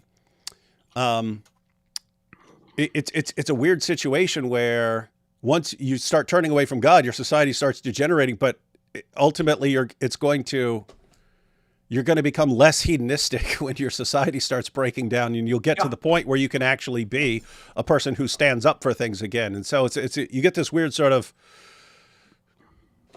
this ebb and flow here. And this comes on to another point, which is more directly to that question that you wanted me answer is, how do we raise men? Because the thing is, if the church is going to capitalize on this quiet awakening that's occurring, and if the church is going to build on the momentum and rise to the occasion of the challenge that we now face, we have to cultivate chivalry. And when I talk about chivalry, I'm talking about the Christian warrior code that was formed in medieval Europe to turn savage warriors into gentle men. And we need that code again in a modernized, revised form to turn gentle men into warriors. And that doesn't mean that they stop being gentle, which is really important. C.S. Lewis wrote about this. He wrote about the importance of chivalry. And he said that the chivalrous Christian knight was a work of art. It is someone who is meant to be able to break skulls on the battlefield, but then before the weak, before the woman, be dainty and gentle, and those be in front of the orphan and the widow, is someone who is gentle and kind and compassionate. But before the mujahideen, before the communist militant, they can be as hard as iron, and they can go toe-to-toe with anyone. And we need to get the church into a place where everybody talks of the Christians and says this: the Christians don't look for trouble and they don't start trouble, but you don't want to cross them. You don't want to bring trouble to them. And if we can get to that place where people think of Christians in that way, I think we've struck the balance correctly. That people go, Christians are really lovely people so long as you don't wrong them. But if you wrong them, you better run. And by the way, this actually goes further back. Plato brought this issue up in the Republic when they're trying to design like the perfect society or something like that, and get to the issue of what your soldiers are supposed to be like. And then he spends time talking about how you raise like the ultimate soldiers, the most feared army in the entire world.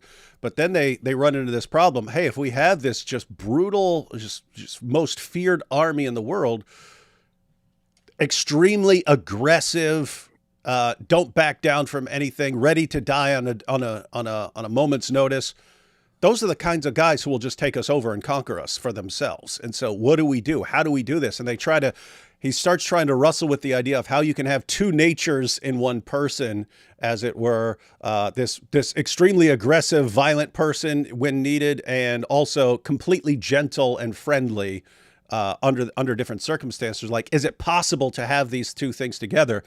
And then he thinks of the example of a good dog. He's like, a good dog, you can leave with your baby, and your baby is totally safe around your dog. But someone else comes along that the dog doesn't know, and the dog is ready to go right for his throat.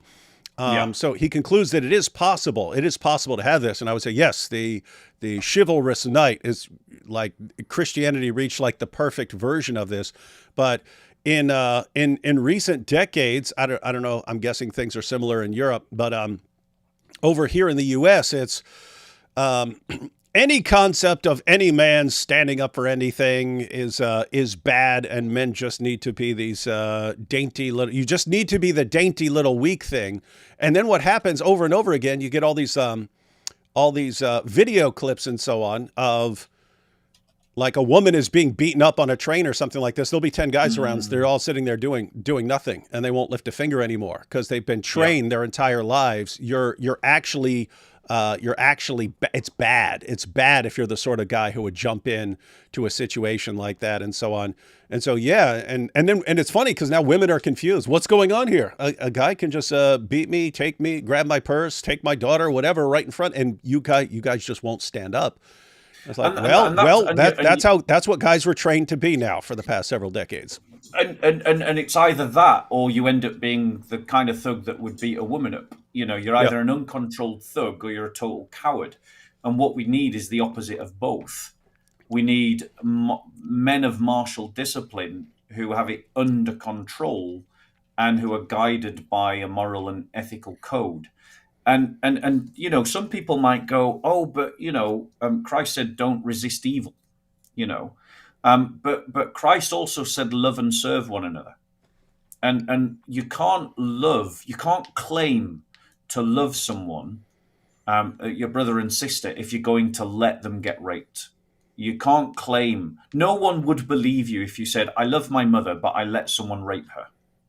Like. Those two statements are contradictory. If you love, you defend. If you love, you guard, you protect.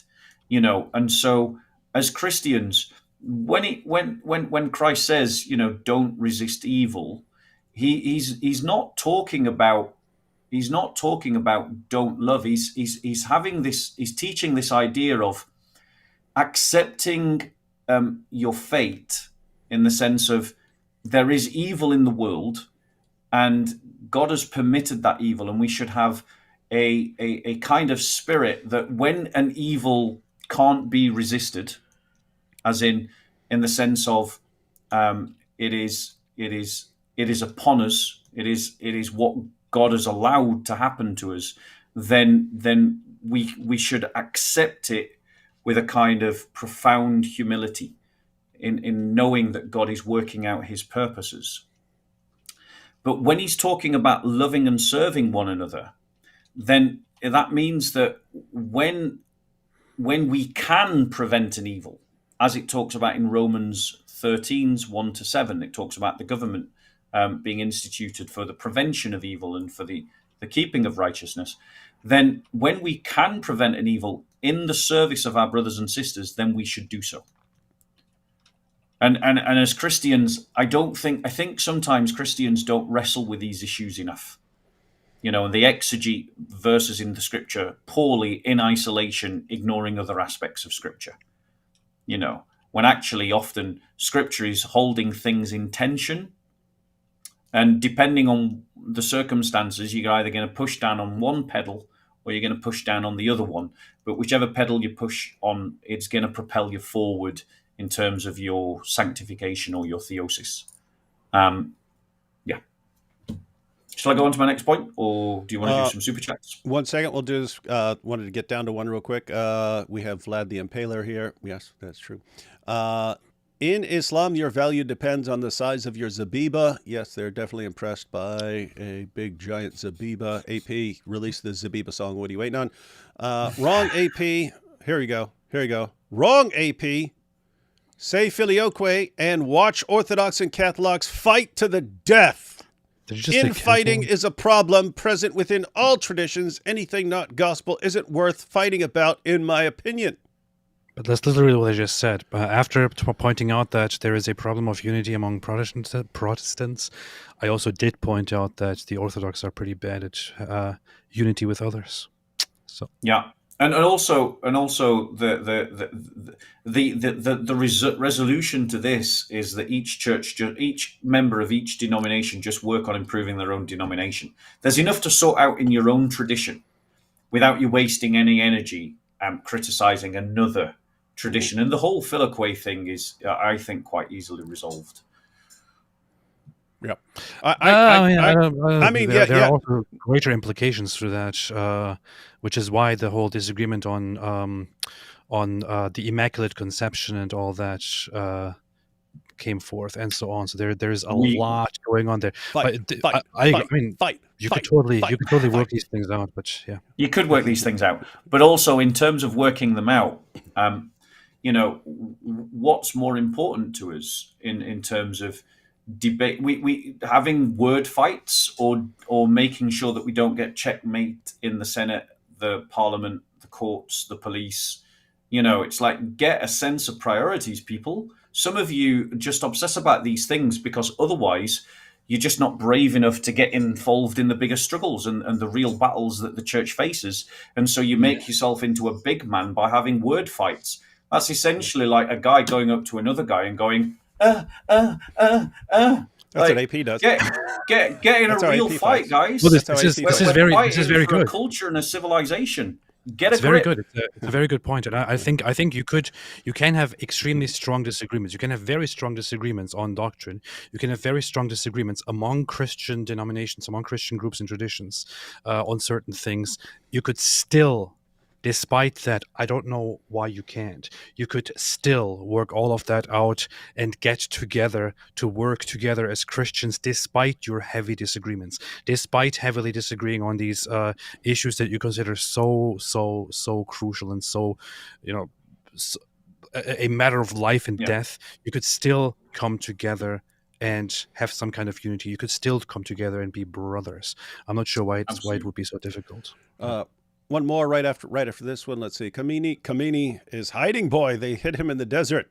Yeah. They beat me in the desert. They beat me in the desert. Okay, here you go, guys. What can we do and say to our brothers and sisters that don't see the danger we see? It's so easy to fall into the trap of being Islamophobic or don't want to talk about these things because they are afraid. I think maybe we should just start calling them all weaklings and mocking them. Maybe that could work. I don't know. That might actually be more effective than trying to explain things to them. Just stop being such a weakling, you little weakling. Yeah, I think if you want to wake people up, I would suggest a number of things. One, tap into Tim Dieppe's work talking about Islamization. There's plenty of resources there. And it's a good, and use the UK as a good example of how Islamization can progress and then you can build the case from there. Another thing is cultivate solidarity with the persecuted church, because once you do that, you are going to end up cultivating solidarity with lots of Christian populations that are being persecuted in every single part of the Islamic world without exception. And then the other thing that you could do is get them into evangelism, because evangelism and teaching them apologetics and polemics gets them to recognize that not everybody shares the same worldview. So it's about discipleship through action, rather than just doing word arguments. But yeah, I would suggest those three things to try and wake people up. All right. Now the floor is yours, Senator. Okay, so to my next point, I think Christians need to, if we're rejecting liberal secular humanism, we're embracing a thoroughly Christian identity, we're building a Christian political agenda out of that, we need to build a Christian culture within the church. Now that means that Christians have to live a life that makes them different to the world around them, that alienates them from the world and the world from the church. Alienation is a good thing. It's not a bad thing.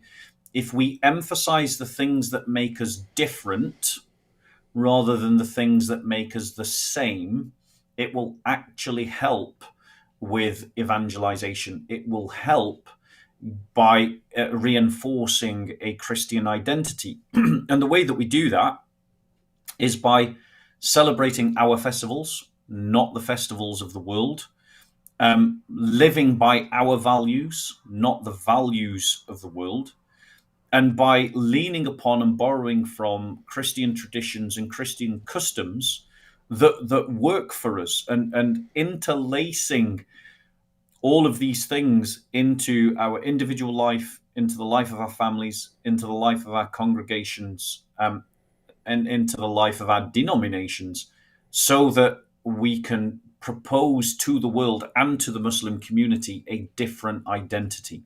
And we need, as part of that, to cultivate pride in our Christian identity, like cultivating an understanding of Christian history and all of the achievements of Christian peoples down through the world and their contribution to civilization, something that we've referenced a number of times.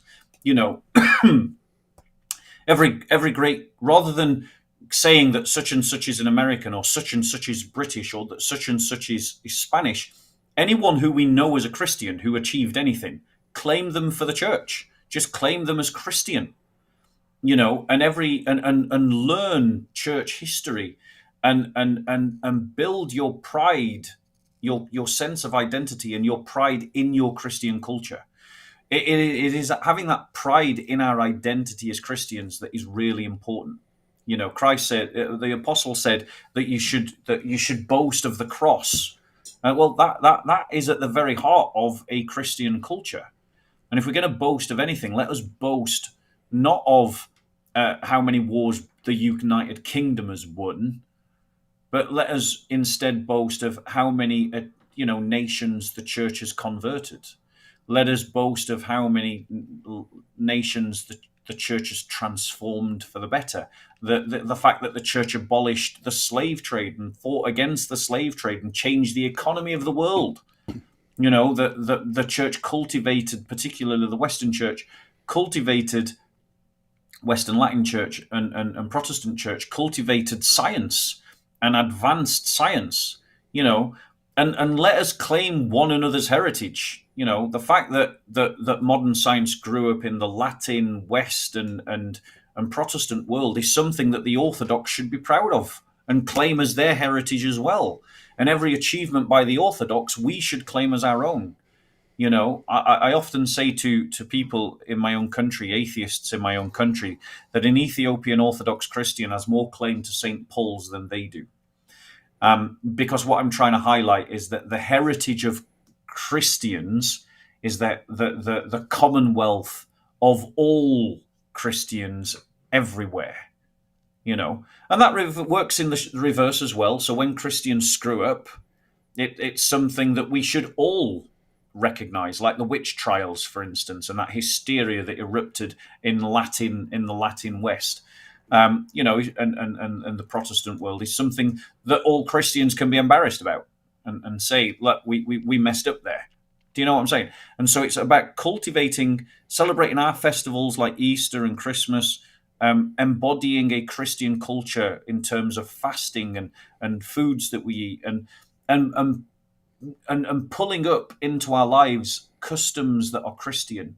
We can scour the past, we can borrow from one another, you know, and let's live out our Christian life as a culture without shame, without embarrassment, and without compromise.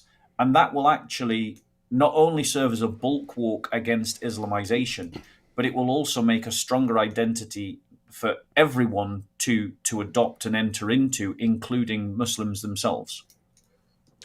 You know, along the lines of what you were just saying, because Paul Copan does lots of presentations on this about the impact of Christianity around the world, and the data shows it everywhere, that wherever Christianity went, literacy shot up. Respect for women's rights shot up.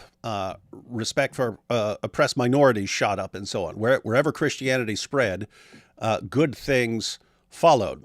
But somehow, over the past few decades, what has happened, I don't know how things are in Europe, but in the U.S., you've been kind of taught to be ashamed of success.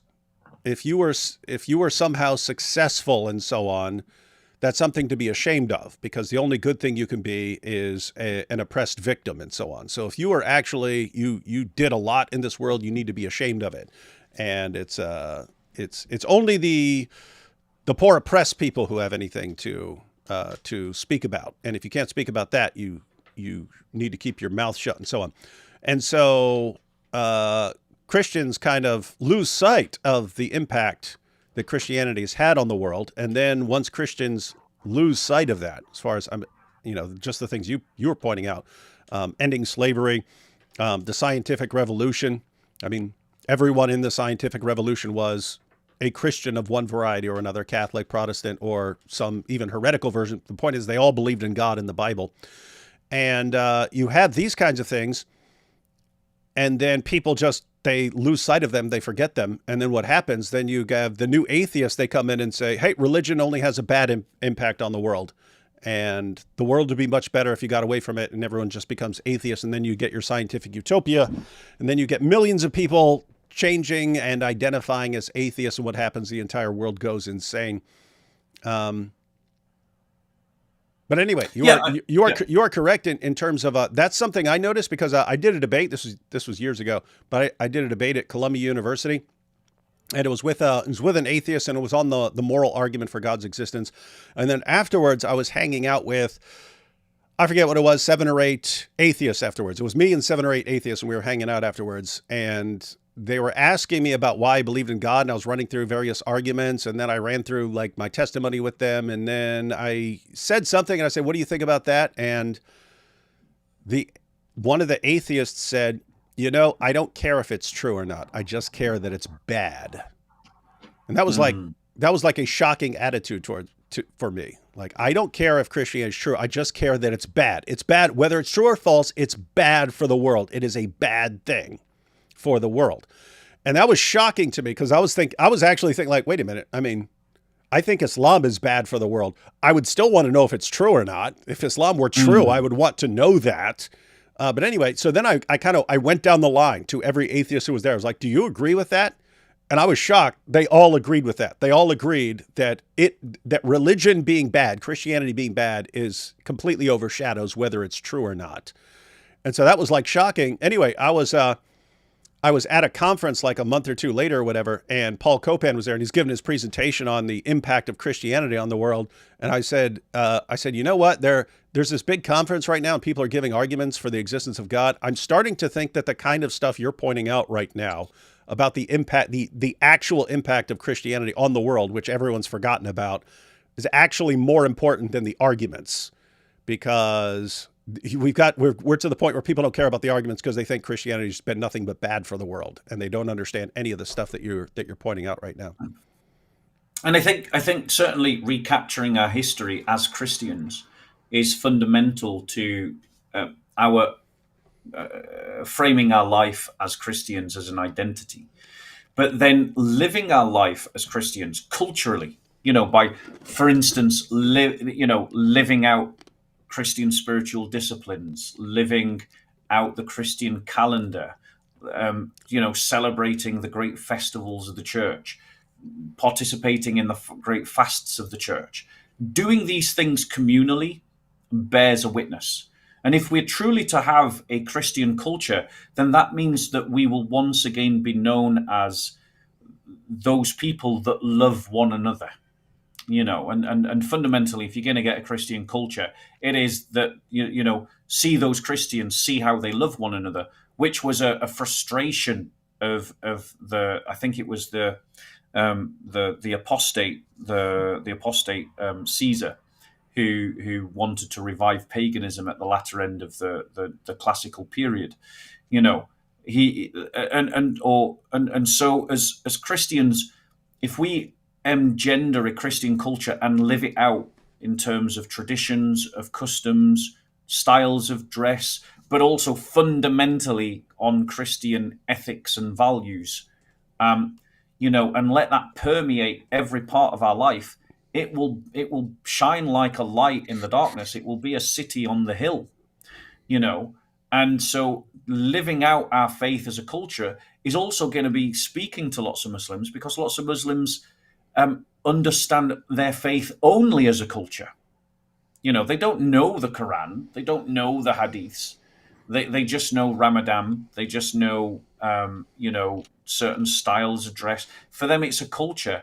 And so if we want them to become Christian, as well as the atheists who are screaming out for a culture, and the conservatives who want a culture of their own, if we live out a culture, then that will help in all of our evangelism, as well as strengthening our identity as Christians. So it's about living your faith out as culturally as possible, in every possible way. You got an objection here in a second. Would love to see a response to Bobby's Perspective's video about the study showing that Christianity is decreasing and Islam is increasing. What study? What study? Pew Research shows that Christianity continues to grow at the same rate as the birth rates globally. Yeah, and so as what far as, study is he talking about? Yeah, as far as Islam increasing, it's birth rates. The same Pew Research study. It's high birth rates in Muslim world. So what are you saying? And by the way, we know why Islam has that effect. It turns women into baby making machines. That's why.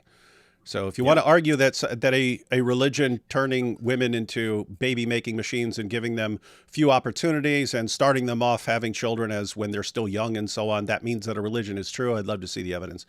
He must be talking about studies of the collapse of Christianity in Western Europe, which it is. Like in the UK, within my lifetime, I expect to see those identifying as Christian drop below 20%.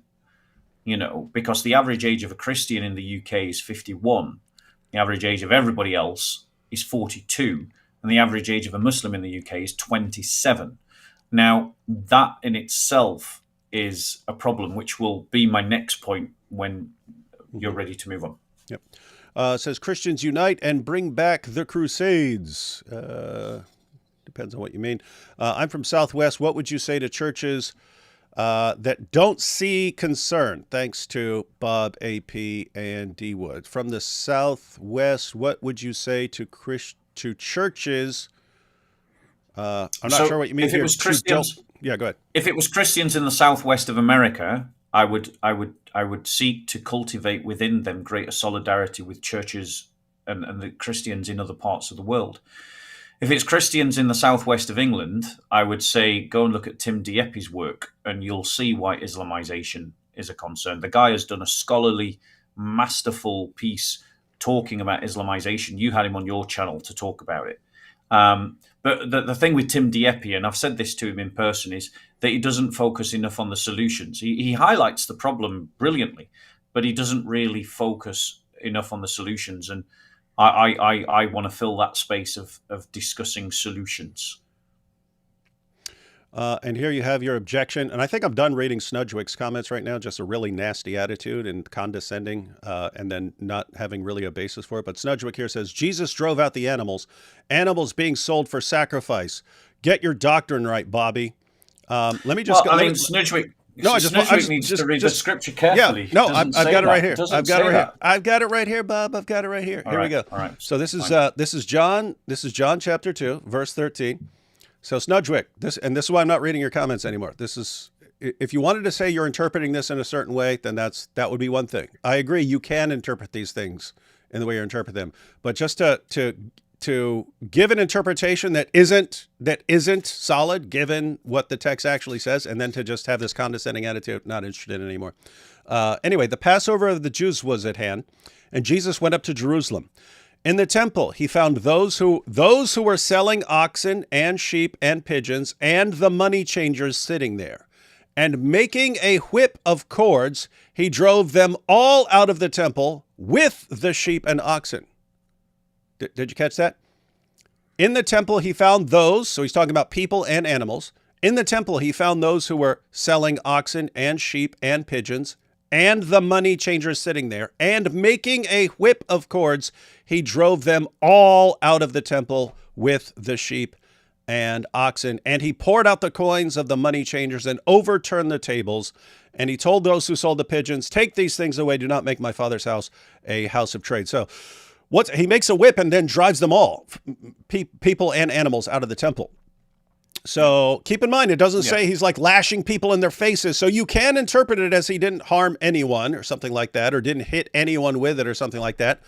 But just this blanket way of, nope, he drove out the animals. It was only the animals. It was just the animals being sold for sacrifice. Just the animals. Said he drove them all out of the temple. What are you even talking about? You're not even reading it correctly. Yeah. So again, exactly. you can read it that way. You can. Just the fact that you're just like condescending and, haha, you idiot, why don't you read it correctly? And you're not even reading it correctly. This is bad, Snudgewick. And if that's what you have to do to defend your position, shame on you. Shame on you, dare I say. All right, go ahead, Bob. Should I continue with my presentation, or do you want to do it? Yeah. What's that? Wait.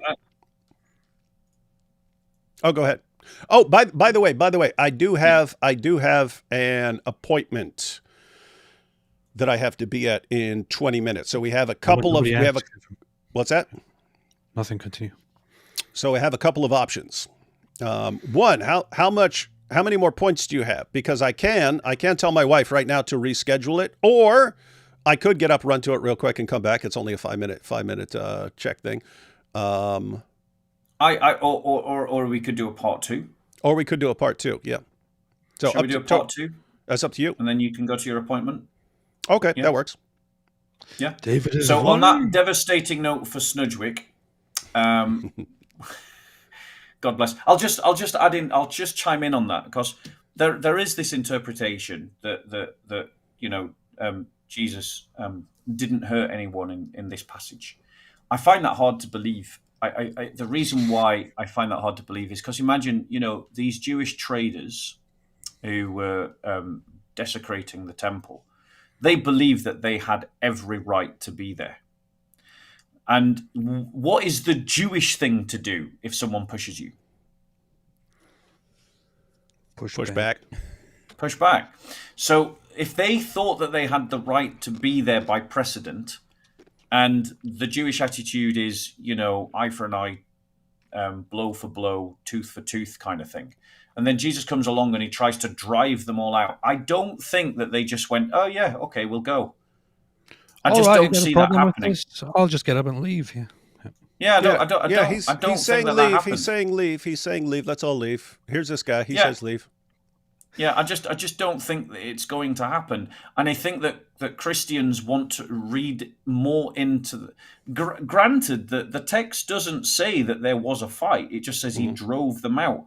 But if you can imagine how you drive animals forward, how do you drive? If you drive cattle and other creatures forward, we've all seen it. You give them a beat. If you want them to move in a certain direction. Obviously, you're not trying to harm them, and so if we're going to understand Christ's words, it would seem to him. If we're going to understand the gospel, it would seem to suggest that Christ did land blows, even if we might allow that these blows were not like deadly or hospitalizing people.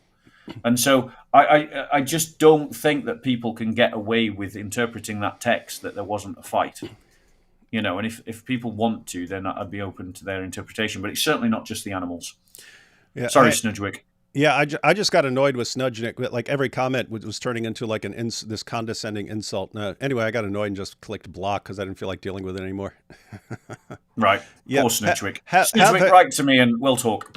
Yeah, Snudgewick, if you want to say, hey, you have the correct interpretation, that's fine. But to just be this like condescending jerk, I mean... Go somewhere else. We're trying to have a good conversation about Christianity and just come with this horrible attitude problem. All right, so we're gonna have a part 2. We're gonna have a part 2, ladies and gentlemen. Let's go ahead and I have to leave in about 5 or 6 minutes, so just grab as many of these super chats as we can before then. And Rory, quit complaining we didn't get to your thing, man. I didn't get through all of them yet. We didn't get through all of them yet. Like, well, you didn't get to mine. You didn't get to mine. Right? I'm just an annoying guest that doesn't like these super chats. So. It's blame me, not David. I don't like super chats. Let's see. Jesus picked on the switch, but does that rule out everything else he did? What about the example he set by the way he received torture and abuse, and finally the execution on the cross? Yeah, guys, you have multiple things here. You have one, Jesus is here to die on the cross.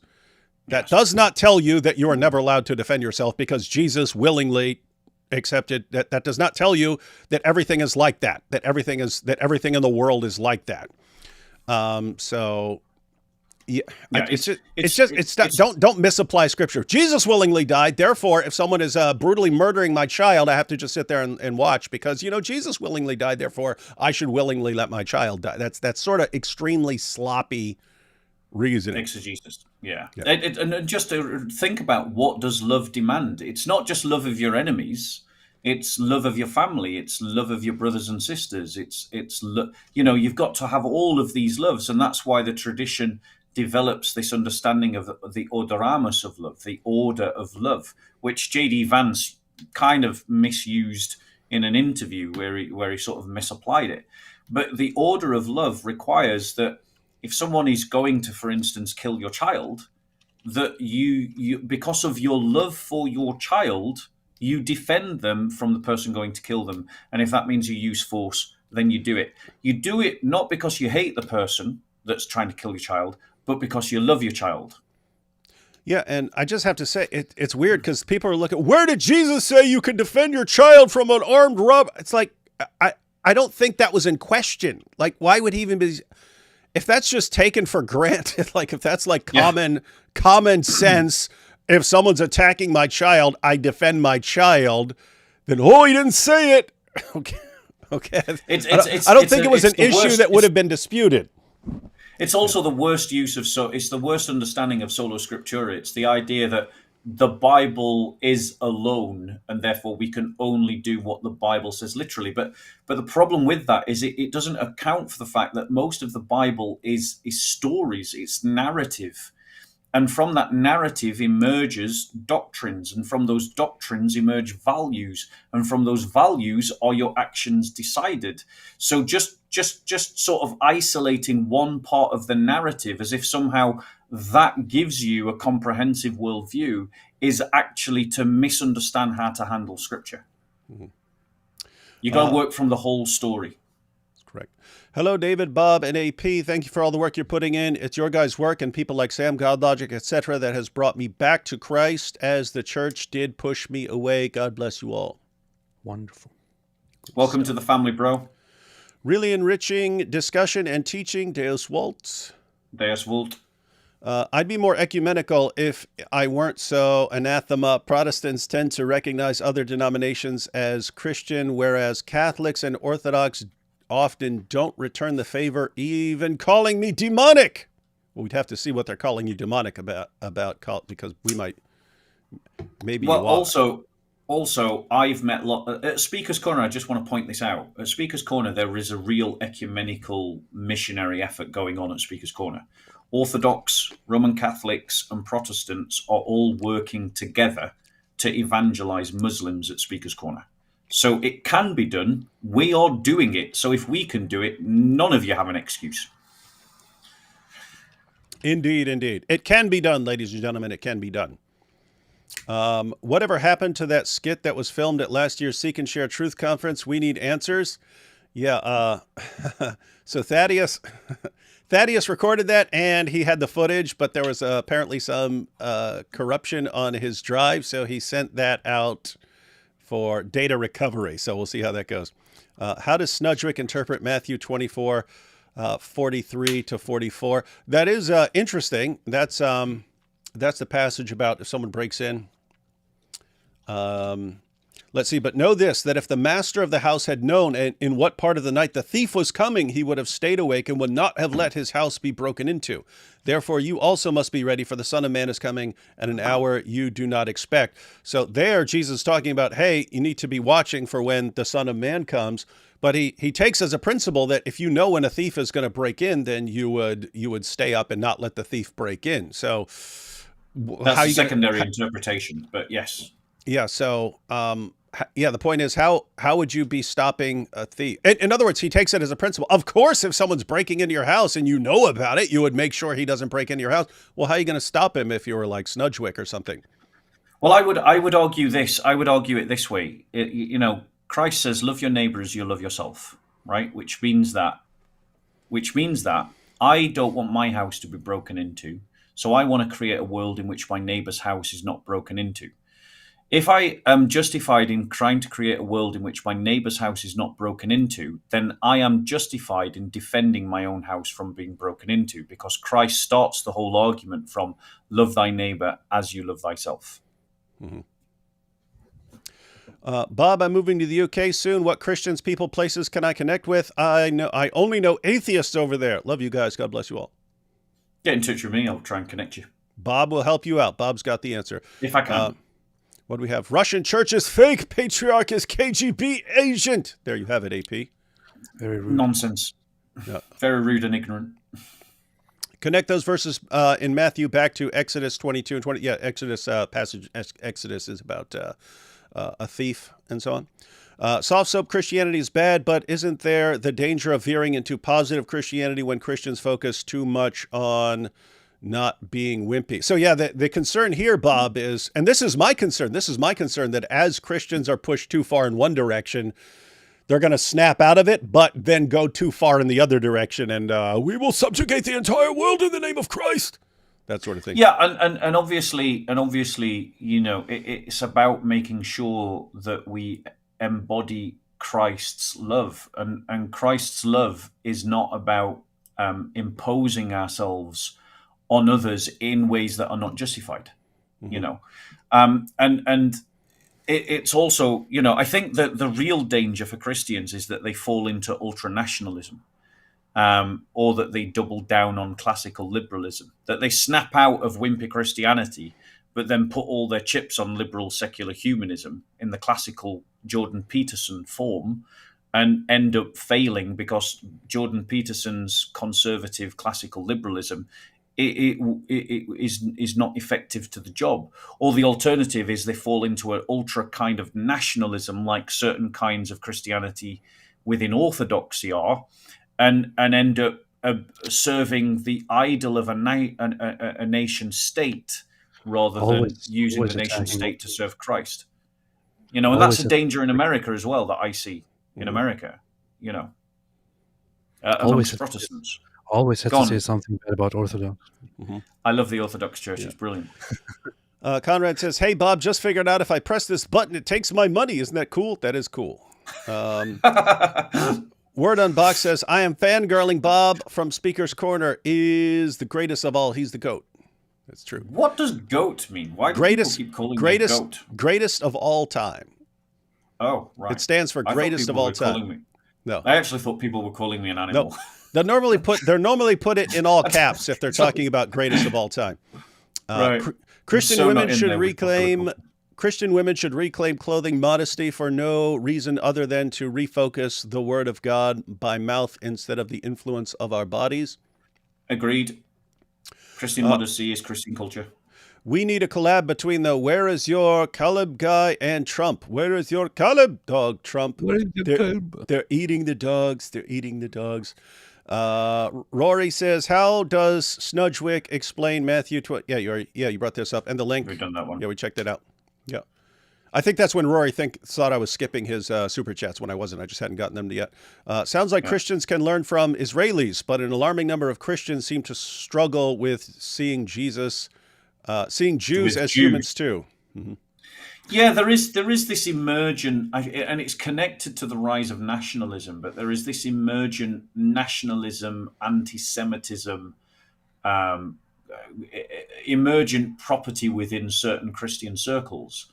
And, you know, both of these things need to be reviled. You know, if the Jews control, and it's full of conspiracy theory, but and it's worthy of its own video entirely. But if the Jews control the world, they're doing a really shit job. They're doing a really rubbish job if they control the world. Because, considering the flack that they get. That's true. Isn't it also, I don't know, I feel like much of this trend here that we are talking about, which I guess you could say is kind of taking certain extremes into the wrong direction and either becoming too weak and completely soft and all that, or becoming completely insane. But don't you think that much of that whole anti-Jewish thing is rather just online? I mean, I don't think that there is much of it actually, in the real churches in real life. I agree. It seems to be The concern online. is that it will spread more, right? If it's Yeah. online and it's got the ideas, then you'll get more and more people, and if it spreads enough, then you do get it in the churches. And I so also on. feel like that online, like many of the people who are online and who, explicitly who identify as Christian, who put Christian symbolism on, and who then hate on other people. I don't know. I'm kind of convinced that many of those people are not even real people, or that they are paid, or they are bots from different countries, or so. I don't know. There can be. Possibly. It's probably a mixture. It's probably a mixture. How do we hold on to fellowship with Christians who are constantly bashing Israel? Well, you don't need to. You could be buddies with better Christians if they just sit around all day whining about things you don't want them to. And also, it's No, about talk about that though. it's also about remembering that Israel is not what defines you as a Christian. Your views on Israel don't define you as a Christian. It is your views on Christ that define you as a Christian, and all Christians agree about that. And I think also this whole binary debate between, are you for Israel or are you against Israel, kind of misses the point. We should be for the church. And the church includes many Jews. There are many Messianic Jews who are part of the church, and we should be for the church in Israel, and we should be for the church outside of Israel. And in terms of Israel's fight with Islamists, then obviously, for reasons that I don't have time to explain, we should support Israel over the Islamists, And then any issues that we might have with Israel, because I do have issues with Israel, we should offer those as people who are on their side, but not uncritically. Yo, AP, I want to join Orthodox Church. The only problem is the only church that's close is Russian, and everything seems to be done in Russian. What should I do? God bless. Oh, hi, Bob and D-Wood. Yeah, get a big bottle of vodka and roll with it from there. I mean, I would recommend still going to it and checking it out. Depends on what kind of Russian church you're talking about, but I would recommend still checking it out. Maybe, I don't know, talking to a priest, talking to the congregation, figuring it out. Maybe they have something else to say about that. Maybe there are different options. Yeah, and when you go in there, they're going to say, when you go in there, they're going to show you how you can sign up to go fight Ukraine. Let's see. Bob thought me gratitude. I am great, and I am forever grateful. Hey, AP disappeared. Look, see, as soon as we said one word about Russian Orthodox, he flipped out. Patriotic I bet his power's gone. His power's gone again. AP running. As soon as anyone says Russian Orthodox. Weekend. All right, guys, we've got I should have taken off like 5 minutes ago, but wanted to get. If you need to go. Oh, well, there's only a couple more, so I can read them real quick. Weak men create hard times create strong men create good times create weak men. That is the pattern sort of was talking about earlier. Stick Christian in front of men on all of that, and you get it right. Are the fruits of the Spirit exclusive evidence of the Holy Spirit? What do we make of non-believers embodying some of these virtues? Don't have much time to go into this, but no, other people are created in the image of God. And saying that, this is the fruit of the Holy Spirit doesn't mean that someone can't act in similar ways. Also, for it to be a fruit of the Spirit, it needs to be directed to God as end. It's not saying that these behavioral traits can't be held by other people, because, as David said, they're made in the image of God. But what makes them a fruit of the Spirit is that in the life of the Christian, they are directed to God as end, whereas in other people, it's directed to some other end. And that's what makes it a fruit of the Spirit. Here's an important point. Adam says, I'm pretty sure Jesus is the same God as the one in the Old Testament, so Jesus is a pacifist. I think not. Oh, hi, Bob. Hi, Adam. Actually, a good point there. And last one here. Bob, does it bother you that Jordan Peterson has converted more people to Christianity than you ever will? Just asking questions. No, I am glad that God has used Jordan Peterson, and I celebrate every conversion. And actually, I've worked with a lot of those people who've converted. And just a quick call out, if Jordan Peterson wants to talk to me, I'd love to talk to him about stuff. And just a quick call out, we'd love for Jordan Peterson to talk to Bob here. And finally, we have the ultimate slap in the face to AP. Oh, no. Says Ukrainian Nazis are prosecuting prosecuting Orthodox Christians in Ukraine. Please research real news. AP study. Real news? Yourself. You mean real news, like stuff that you find from Russian propaganda sources or from dummies on Twitter? Don't get me. I mean, the thing is that there are persecutions of Russian Orthodox by Ukraine, but none of that action. But it doesn't justify a full-scale invasion, because the number of Ukrainian Orthodox who are not persecuting Russian Orthodox that are being killed now, you know, it doesn't scale up. You know, you're killing more innocent Orthodox Ukrainians who have never persecuted Russian Orthodox Christians. The funny thing is that so the Ukrainian side is full of Ukrainian Orthodox Christians. There are Russian Orthodox Christians that are inside Ukraine, and there has been a lot of tension between Ukraine and Russia over territorial and ethnic issues. And definitely, Ukraine did take certain measures and also did engage in oppressive behavior toward certain people who are associated of or accused of being, tools or elements of the Russian government, because the Russian government is simply evil. But so has the other side done the same thing in Russia.